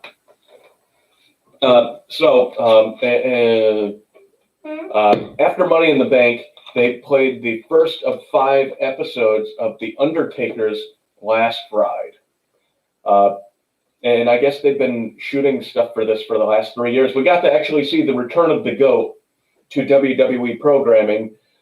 Chris Jericho was featured not super prominently, but prominently enough in this documentary for a few bits of it. But one thing I learned is, Undertaker, I know because of what you've done for the wrestling business, you get to choose when you retire. As a wrestling fan that appreciates all that you've done for me and entertaining me over all these years, please, sir, please retire. Like, seeing you walk made me sad beyond belief. And hearing all you've been through and all you deal with, please, sir, retire. I know it's tough to get away from the crowd and hear the roar of the crowd, but damn, man. Damn. Yeah. I am full agreement of that. First of all, I was really surprised after he lost to Brock Lesnar at WrestleMania 30 that he didn't retire after that. And then he came back the following year and actually looked pretty solid against Bray Wyatt at 31. And he looked solid and looked good at 32. And then he looked like donkey shit again against Roman Reigns at 33. And they talked that was the main point of this episode of The Last Ride, was that he knew hey, my career is winding down, and he fully expected that to be his last match. But what we learn about The Undertaker in this episode, the dude has a lot of pride and does not want to go out like that. He wants to go out where his last match, where people are like, holy shit, look at that freaking match. Now, he talks about how he's slowed down over the years. It's going, you know what, he's The Undertaker. His character's always gone slow. So, to me, it's barely noticeable that, his in-ring stuff slowed down. Yeah, he doesn't do that like dive bomb over the top rope so much anymore. And like when he does, what is it, old school. When he does old school, he used to go literally halfway across the ropes and then hit him with old school. Now he only takes like a step or two and then he just like, and it's like, yeah. But like as far as his in-ring movement, not much different. But you know, the flying clothesline isn't quite as high. Yep. But you know, seeing all the stuff he's going through, he's got a wife and a lot of kids, and some of them are very young. It's like, dude, man, make sure you're able to walk for them and play with them like later on. But another thing that came out this week is Undertaker has signed a 15-year contract with WWE. So, like, we could see the Undertaker wrestling in a match at WrestleMania when he's 70 years old. He probably will wrestle against the Iron Sheik, who's finally arrived down at the ringside, and it won't even be WrestleMania 38. It's going to be WrestleMania, 40 or 51? So, yeah. So if Iron Sheik's still alive at WrestleMania 51, him versus The Undertaker. 50. WrestleMania 50. Was it 35 this year? 36. Oh, that's right, because the contract's like a year old. Yes. So it'll be WrestleMania 50 on the dot, 50 at 70 years old. And he's going to go up against who's going to be? AJ Styles, because he's dead. Or AJ Styles' kids. He could go against AJ Styles' kids. He could go against Shane O'Mac's kids. Yep. That way he could have fought Vince, fought Shane, and fought the kids. Yep. Could fight Triple H's kids. Maybe he'll go. Who are we kidding? Triple H is still going to be wrestling then too. Fuck. So. And somehow, someway at WrestleMania 50, they'll be able to Hulk Hogan versus The Undertaker. They're not going to have Hulk Hogan. Hulk Hogan versus The Undertaker. Hulk Hogan. He's going to be 137 years old. Hogan's not going to be able to. I want He's that going to have a match, brother. I want that at WrestleMania 50 in the worst possible way. I need 80-year-old Hulk Hogan. I'm sorry, 81-year-old Hulk Hogan. They need to bring his geriatric ass out there with the red and yellow feathers around his neck, with the stupid sunglasses on, with the fact that his receding hairline is all the way on his neck. White beard now. Yeah, with his beard. And he could barely walk. They're going to have to pull him out in like a golf cart like they did with Ted Williams at the 99 All-Star Game. Wait, maybe they could do like a golf cart demo derby between like him, Undertaker, Stone Cold, The Rock. Although The Rock's probably still going to be in phenomenal shape at like 65 there. But like Steve Austin's going to need a liver. Possibly. I'll give him mine. They could, or maybe they could take the quads and they could, they could be at the old folks' home and they could be in the quad and have a quad demo derby and see what happens against Ozzy Osbourne. The funny thing is, 70-year-old Steve Austin in the ring at WrestleMania 50 is we going, what? And it's not because he's trying to do the gimmick, it's because he can't hear. What? That's another good one, Monsef. Ric Flair versus The Undertaker. Jesus Christ, Ric Flair, no. Ric Flair is not. He just signed a new contract with WWE. I know he did. I can't believe the fact that Ric Flair signed a new contract. The fact that they released Rusev and Drake Maverick and EC3 and a whole bunch of other people over the last couple of months, and yet Ric Flair, who's like 137 years old. Frank Sinatra sat in here on this podcast one time, and I asked him, I said, Frank, you know Ric Flair. How old is Ric Flair? And he was like, brainless one, between you and I, Ric Flair is 137 years old. 137 years old. 137 years old. Yeah. I set you up. Man, you never met no Frank Sinatra. Fuck you, and fuck you. Who's next? Speaking of which, not that it has anything to do with wrestling, but it appears that August 7th of 2020 will be the release of Coming to America 2 in theaters. Nice. The coronavirus. I will fight the fucking coronavirus to make sure I go see that in the goddamn theaters. No, but you know what? Worst case scenario, we're going up to Richmond at the drive-in. Yeah. Yeah? I'm in. I want to see that movie. I've never been more excited for a fucking sequel in my entire life. I wasn't even this excited for Endgame. Yeah? All right. Come on, man. His mom and name on Clay. I'm calling Clay. Yeah. Sexual chocolate. I mean, technically, if you think about it, First ever mic drop. it was the first ever official mic drop, and that movie has ties to professional wrestling because it was Randy Watson. Yes. His band is where Mark Henry came up with the idea of Sexual chocolate. sexual chocolate. Yeah. That boy, good. Christopher Brown saying he is excited for Top Gun 2. You know what? The footage that I've seen from it looks pretty damn awesome. As much as I think Tom Cruise is nuts. I would rather jump off the roof of this house and land face first on the driveway and survive than watch another Tom Cruise movie. All you have to do, contact Rey Mysterio and Aleister Black. They'll tell you how. Right. So, yeah. Yeah. Anyway, what else? NXT, man. On to NXT. Starting off this show, we had a tag team championship match where we had Imperium going against Matt Riddle and Timothy Thatcher.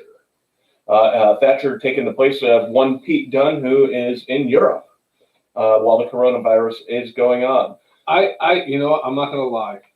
When this whole Timothy Thatcher, Matt Riddle partnership happened, I half expected what happened to what happened. Wow. Yeah? That was just terrible. If there was a penalty box, geez Louise, I'd be in there for 2 minutes for disorderly. We talked about this, though, like several weeks ago. Imperium, like they were setting up for Imperium to win this thing. Imperium should win this thing. And they finally did win the NXT Tag Team Championships. Baby Nectar, baby! Which tells me that we might be, maybe at some point we'll see more of Walter, since his faction has now won the NXT Tag Team titles. And maybe Walter will be in your house. He's going to be in my house? He might be in your house, yeah. He's going to be in my house. He's going to be in your house. In my house. In your house. In my house. With Todd Pettengill. In this house. Yeah, with Todd Pettengill. This house. Walter could be here. He could be here. Is what you're telling me is that Walter could be here. Yes. In this house. Drinking beer. Eating pizza. And making fun of Jesse. Who knows? Yes! I want that. Imperium goes over here. Yeah, I wasn't surprised by that. No, but they deserved it, and it should have happened. But there was a point in this match where they ended up basically Thatcher and Riddle ran into each other, and Thatcher was like, I'm going to do it alone, and blah, blah, blah, blah, blah, blah. It reminded me a little bit of when the Mega Powers exploded when they went against the Twin Towers all those years ago. And this explosion is not going to be like the Mega Powers exploding at Trump Plaza at WrestleMania 5, but it's a fun little storyline. I like it. No, but it could lead to Matt Riddle versus Timothy Thatcher in my house. It could. And then, all right, we had Tegan Knox going against the newcomer Indy Hartwell. And she was on Raw, I think, a few weeks ago. I think they have hopes for Indy Hartwell, but she lost here to Tegan Knox. But, looked pretty good. Looks like she might be going back to the Indies. Yeah, I see what you did there. Smart. I was going to play something with the heart, but I was like, so maybe her heart wasn't in the match. So then we have Jake Atlas going against Tony Nese. This was part of the Cruiserweight title tourney. And basically at this point, Tony Nese is just playing spoiler here, but he did not spoil a damn thing. Tony Nese, the king of making other people look really good in the ring and almost always losing. Yeah, he had the short run with the Cruiserweight title, but he's kind of like Sri Lanka in the World Cup. In the qualifyings, they're in like Class G, and it's like they're there with like Spain, Portugal, and like Brazil. And it's like, yeah, we already know Sri Lanka's not going to win, so. But here we go. Yeah. Nothing against Tony Nese. Tony Nese is a hell of an athlete. He is. He's the premier athlete, if I remember correctly. Chris Brown asking about something going around dirt sheets about a major storyline has been delayed because of the virus. Have we heard anything? I have actually heard that there was a rumor going around that they had a major league storyline going up. It's going to be very similar to what they did with Vince McMahon when the limousine exploded and quote unquote killed Vince McMahon, and then Chris Benoit happened, and Vince McMahon was no longer dead. Just like the Money in the Bank ladder match happened, and AJ Styles is no longer dead. But either way, stand by for a second. I'm gonna power up this. Okay. I'm gonna. Yeah. So you could probably unplug mine if you want. So from what I gathered is that they had a major storyline that they had set up, and they were going to go through with. But the problem is that the coronavirus is going to prevent it that fans are going to be in attendance, and this is something they wanted to wait until fans come back into attendance. The problem with this is because nobody knows what the fuck's happening with this coronavirus, that we have no idea when fans are going to be back in attendance. It's like, I know a lot of states were opening up, doing like phase ones and all this stuff, where you have Arizona saying we're going to allow all these sports to take place in our state. And then you have Los Angeles County in California say, we're going to extend the stay-at-home order for another 90 days. Los Angeles kind of said that they're probably not going to have sports events until there's a vaccine. Yeah. Which means WrestleMania next year being in Los Angeles is in question. Hey, they could do it in Tampa. They could. But I did hear the same thing about there was a storyline that they were doing, and that's do you know what storyline it was? They didn't go into major specifics. All they said was it was going to be in the magnitude of when Vince McMahon was in the limousine when it blew up right before Chris Benoit snapped. Huh? That's all I've seen. That's all I've read. I have no idea who's going to be involved in this. I have no idea. Based off of what's going on character-wise, it sounds like Seth Rollins could be a person of interest for this. Anyway, yeah.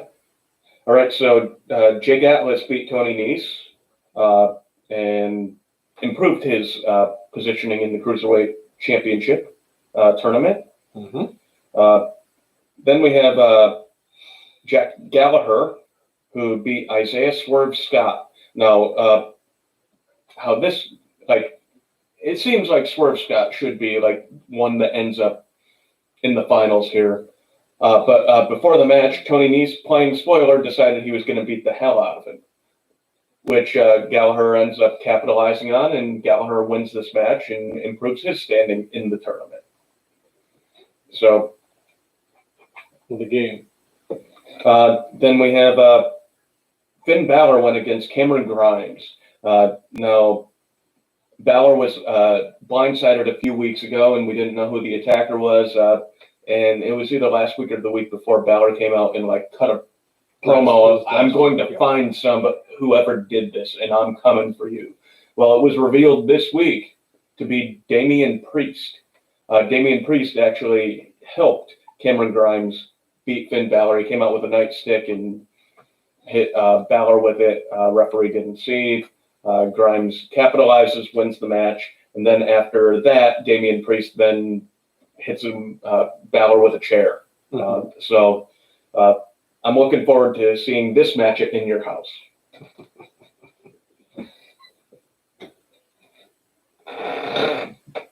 I can't. You're just gonna keep on going back to that joke, aren't you? No. I can't believe that they're calling fucking NXT Takeover in your house, man. Come on, if they get Todd Pettengill back, does that mean Lawrence Taylor's gonna fight the carcass of freaking Big Bad? Oh God. Yeah. Keep going. Just keep moving forward. I can't even have oh wow. So but Balor and Damian Priest are kind of upper mid-card dudes who really good in the ring, and they're going to have a hell of a match. I dig how they've done this storyline, and let's see how it all ends up working out. But they have another few weeks before we get Takeover in your house. All right, then we had a newcomer, Caden Carter, who was called Lacey Lane during the Mae Young Classic in 2018. Caden Carter debuting on NXT, and she beat Aaliyah. Aaliyah, who's been around for a little while, but really has not made any kind of significant impact on the on NXT roster. She was at the NXT show we were at, and she was at NXT before then. She's made some improvements. I know she always tries to change up her look as far as like her wardrobe. But she's the Crash Davis of NXT. Yeah, she's going to be there for a long time. She's going to be there for the longest time without having held a title. And then main event, we had Matt Riddle going against Timothy Thatcher. And Riddle ends up going over in this match, but at the end, Thatcher ended up putting on a pretty wicked armbar on him. I'm sorry. Armbar! And, you know, that's kind of how we went off TV this week. Thatcher losing, but, you know, to an extent laying out Matt Riddle, and this feud will continue, and this will probably be seen in your house. And that was it for NXT this week. But beyond that, we did have AEW, and they're building towards Double or Nothing. Double or Nothing is going to happen they have a match that I cannot freaking wait to see that they announced at the end of the show. I cannot wait to see this. A Stadium Stampede match. They are going to use TIAA Bank Stadium in Jacksonville to have this match. It's going to think of this Money in the Bank thing, except for it's going to be in a place far larger. And with what they did with the ice machine, like the week before and all that crap, this is going to be freaking awesome. It's going to be the Elite versus the Inner Circle, and it's just it's going to be awesome. And Vanguard won, who was the sacrificial lamb for this. Sad. Vanguard won was the one who accepted the offer from the Inner Circle, from the Elite. After Vanguard 1 accepted the match for them, the Inner Circle ended up destroying Vanguard 1. So I think we're going to see Vanguard 2 probably getting some great shots during the stadium match from high above. It's going to be fantastic. I cannot wait to see this. It's going to be mayhem. Like Matt Riddle and a Goodyear blimp. Yeah. High above. Bro. But AEW this week actually did start out with Lance Archer and Jake the Snake Roberts. They didn't get too long into their promo before Cody showed up, and Cody pissed off at what they did to his wife and what they did to QT Marshall last week, and Kane just wanted to kick the crap out of Archer. You know, Cody was kind of holding his own, got distracted briefly by Jake the Snake because Jake was the one who, you know, put the snake on his wife. And then Jake put his snake on his wife. See what I did there? I love it. Yeah. He mounted her too. But in the end here, Cody actually kind of stood tall, so to speak here, where like Jake told Lance Archer, come on. We're not winning today, but we'll fight another day. But it was the first time we saw Lance Archer kind of back down a little bit. So, but it's good to see that because you don't want Cody to feel like he's running into a brick wall. Right. Come Double or Nothing. Yeah. So I think this was a really, really well done segment. And it seems like Cody always ends up in these feuds where you're like, oh, this is good storytelling. I like this. So good on them. Son of the Dream. All right. Then we have Best Friends who of late finally getting some momentum. They went against Jurassic Express. And they got a victory here, but there was all sorts of shenanigans and what have you after this match. Your boy Orange Cassidy gets jumped by Rey Fenix, but I mean that's part of a bunch of different feuds and storylines they got going on. MJF, who is going against Jungle Boy at Double or Nothing, basically caused Jurassic Express to lose because he slams Jungle Boy into the ring post, and Best Friends finish him off. And then at the end of all of this, Wardlow killed Marco Stunt. Marco Stunt is the Singh brothers for AEW. Basically. So Wardlow kills Marco Stunt, and next week they actually do have set up a match where MJF is going against Marco Stunt. Huh. Yeah. And I'm wondering though, with the best friends and how the best friends have won a few times, I'm wondering if Double or Nothing is going to see Paige and Omega going against best friends. Best friends always look good in matches, whether or not they. And I think it would be ironic if the best friends beat Paige and Omega, seeing that the storyline there is like they're not best. Right. They were friends, but they're not best friends anymore. Maybe that's just super hokey, but I like it. Hokey. I see what you did there. Yeah. Because that's where Hangman Page went to college. He's a hokey. So. Pride of Virginia. You know, Monsef, that's the thing we brought up on a couple of these podcasts is AEW has probably a few too many factions. But, I mean, at least they don't have like an NWO that consumes like the entire company. 62% of the NWO was the entire roster. Right. Or 62% of the roster made up the NWO. Yeah. All right. So beyond that, we had a fatal four-way women's match with Britt Baker, Penelope Ford, Chris Statlander, and Hikaru Shida. And Shida comes out on top here. Obviously, they're setting up for a match for Double or Nothing against Nyla Rose. But also within this match, the match within the match, we're going to have Chris Statlander versus Britt Baker at one point. Because at the end of this match, Britt Baker was more concerned with beating the crap out of Chris Statlander than trying to keep her title hopes alive. Maybe she took her drill. I think she did. So. Yeah? Exactly. Then we had Santana Ortiz of the Inner Circle going against Omega and Matt Hardy as Damascus. And as we kind of were discussing before, Omega and Hardy end up going over in this match. And one of my favorite moments, you want to talk about selling an injury.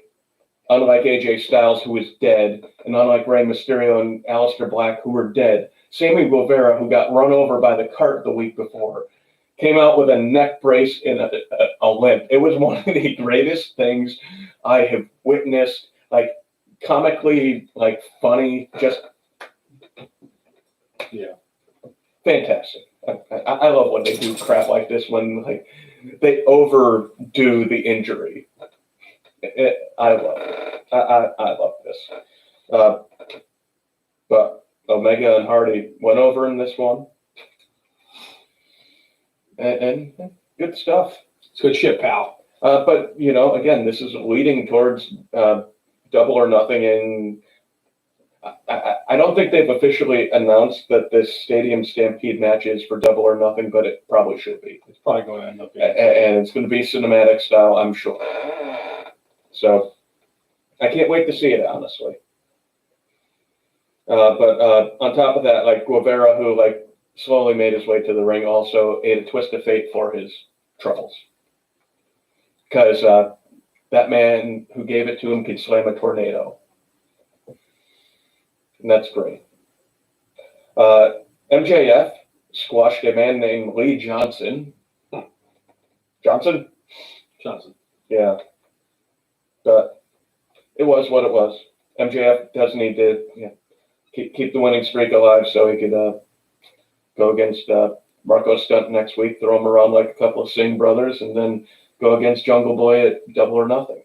And I'm sure they'll have a hell of a match, and I'm sure MJF will piss off so many people going into that. It's too bad there's not a crowd there for him to react to, but he's so good at what he does that you know that people are at home like, I hate this guy. I want to see him get his ass kicked. So.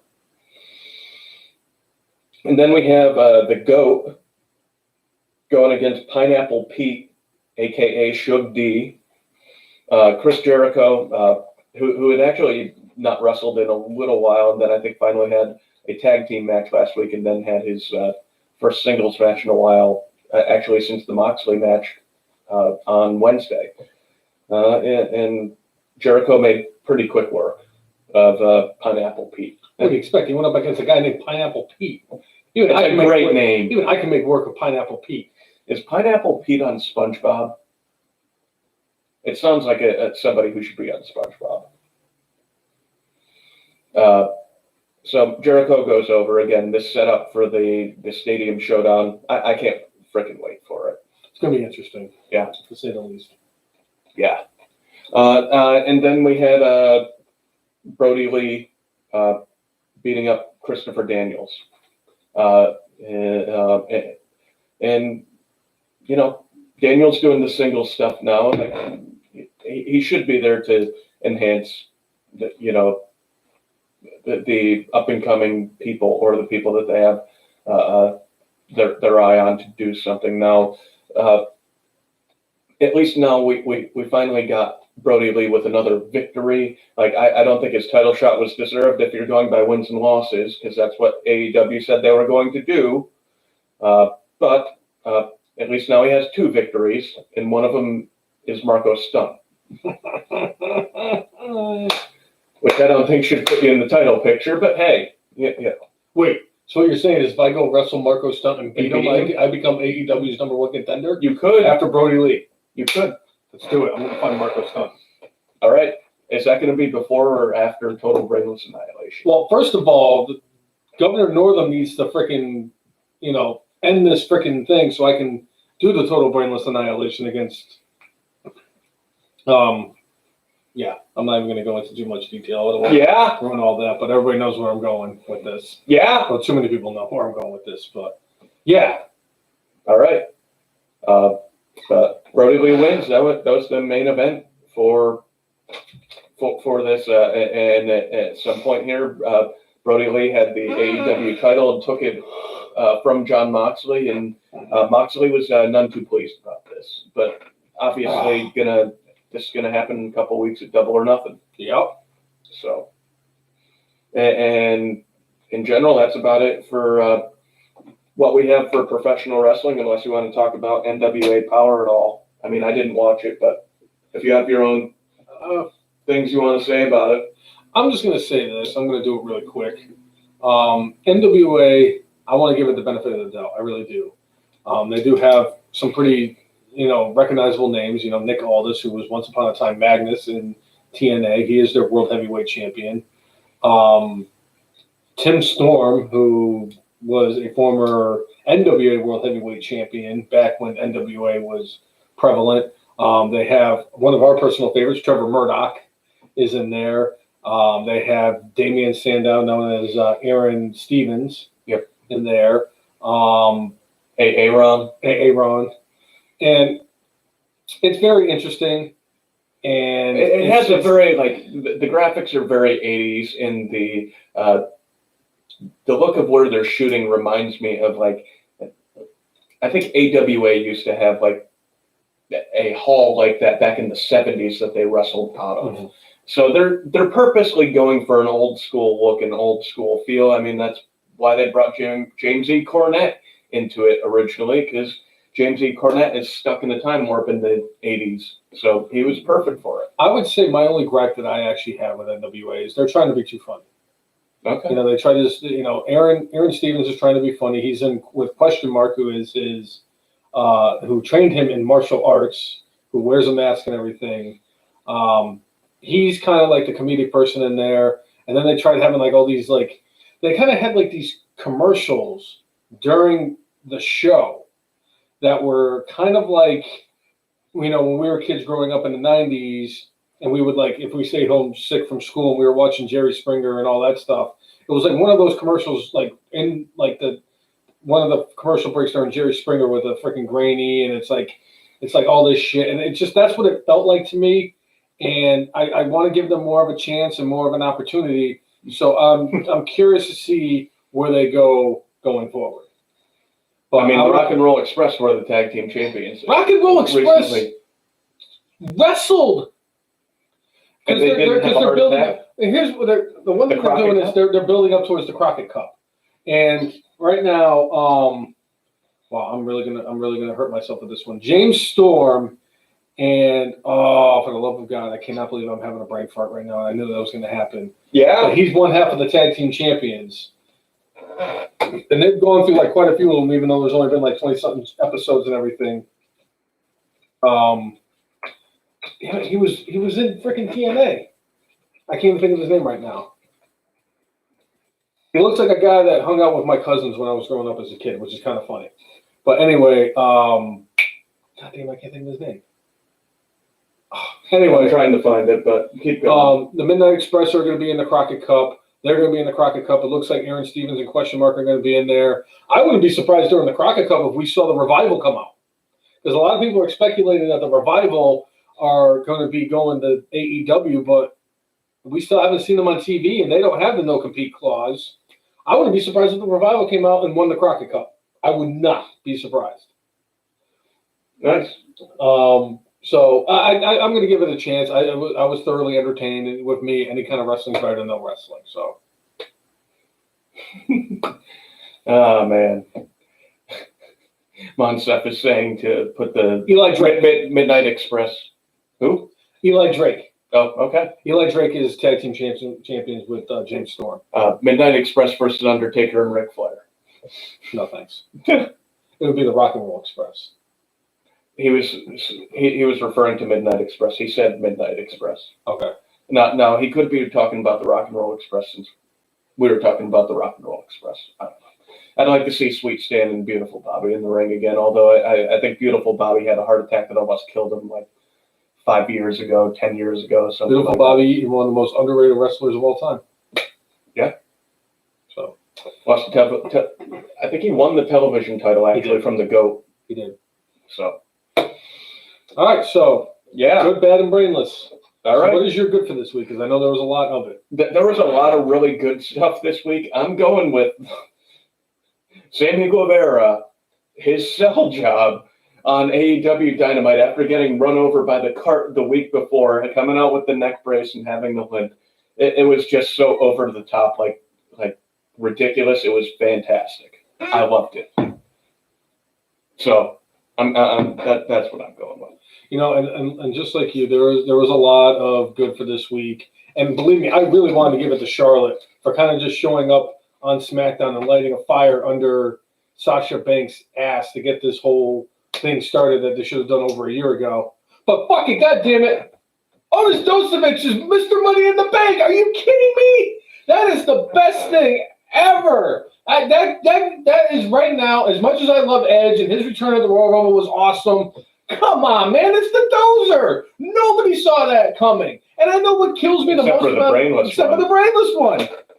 So that is my good for this week, Otis Dosevich. Winning the Money in the Bank. The unofficial tag team of the F and Marks podcast, Heavy Machinery. Yeah. So what's your bad for this week? I'm going to have to go with the brand unsplit, I guess. Like, they tried doing the wild card thing, and it was just so poorly executed. I don't see them doing a better job of executing it this time. And, like, if they're going to do the brand unsplit here, I don't want it to be like when we had two brands before where that just meant that we saw John Cena for 45 minutes, you know, between the two shows. Mm-hmm. I don't want to see the top guy for 45 minutes on two shows. Yeah. I'd rather see more people. Yeah, if they want to occasionally sprinkle somebody in, great. But I prefer if they just, to me, nothing wrong with the brand split. Vince McMahon trying to sell them that the ratings are falling because they don't have all the top stars and this, that, and the other thing. No, man, it's fans aren't in the audience, and as a watching person, it's not as exciting. I'm sorry, it just isn't. So I think it has, like, there's not the same level of enthusiasm to seeing what looks like a glorified practice. Understood. Yeah. My bad for this week is not the fact that Matt Riddle and Timothy Thatcher lost the tag team titles on NXT this Wednesday. But the fact that they made them the main event after losing the tag team titles because they had their big blow off is what I have the problem for. Why don't they just have a segment backstage where they get into an argument, start shoving each other, and you need officials to break them up and everything? I understand that you're really down a lot of officials. That was like part of the episode. They had like that fight, and then they had the match. They're gonna have more matches, but they fast forwarded through a month and a half. I don't understand why it was the main event. I guess is my point with that. They fast forwarded through a month and a half of what could have been a storyline. Yep, in one night. So that was my bad. Okay. It would have been my brainless, but so other things happen. In my brainless this week, I'm going to Mr. James E. Cornette. I'm sorry, James E. Cornette. The world does not revolve around money for everybody. Mm-hmm. And if Becky Lynch decides that she and Seth Rollins want to have this child, they should. Who cares if she makes a decision for herself and for her life to have a kid? Because guess what? She probably has wanted to have a kid at some point in her life. And she may not have been expecting it now, but she was like, you know what? Fuck it. I'm pregnant. Let's go with it. And you trying to say you're the top star in the company and, going out on pregnancy when you're making $1 million plus, I can't believe you would do that. Well, Stone Cold Steve Austin had a broken neck and had to lose a year of his career because of injury. Yes, injury and pregnancy aren't the same exact thing, but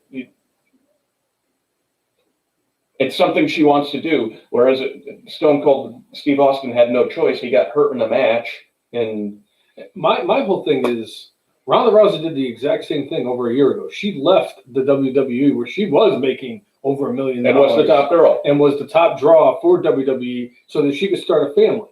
And James E. Cornette didn't come out at that point and say, well, why is Ronda Rousey doing this? She shouldn't be worried about having a family. She should be worried about making $1 million and headlining WrestleManias over and over again. And she's close to the same age as Becky. Yep.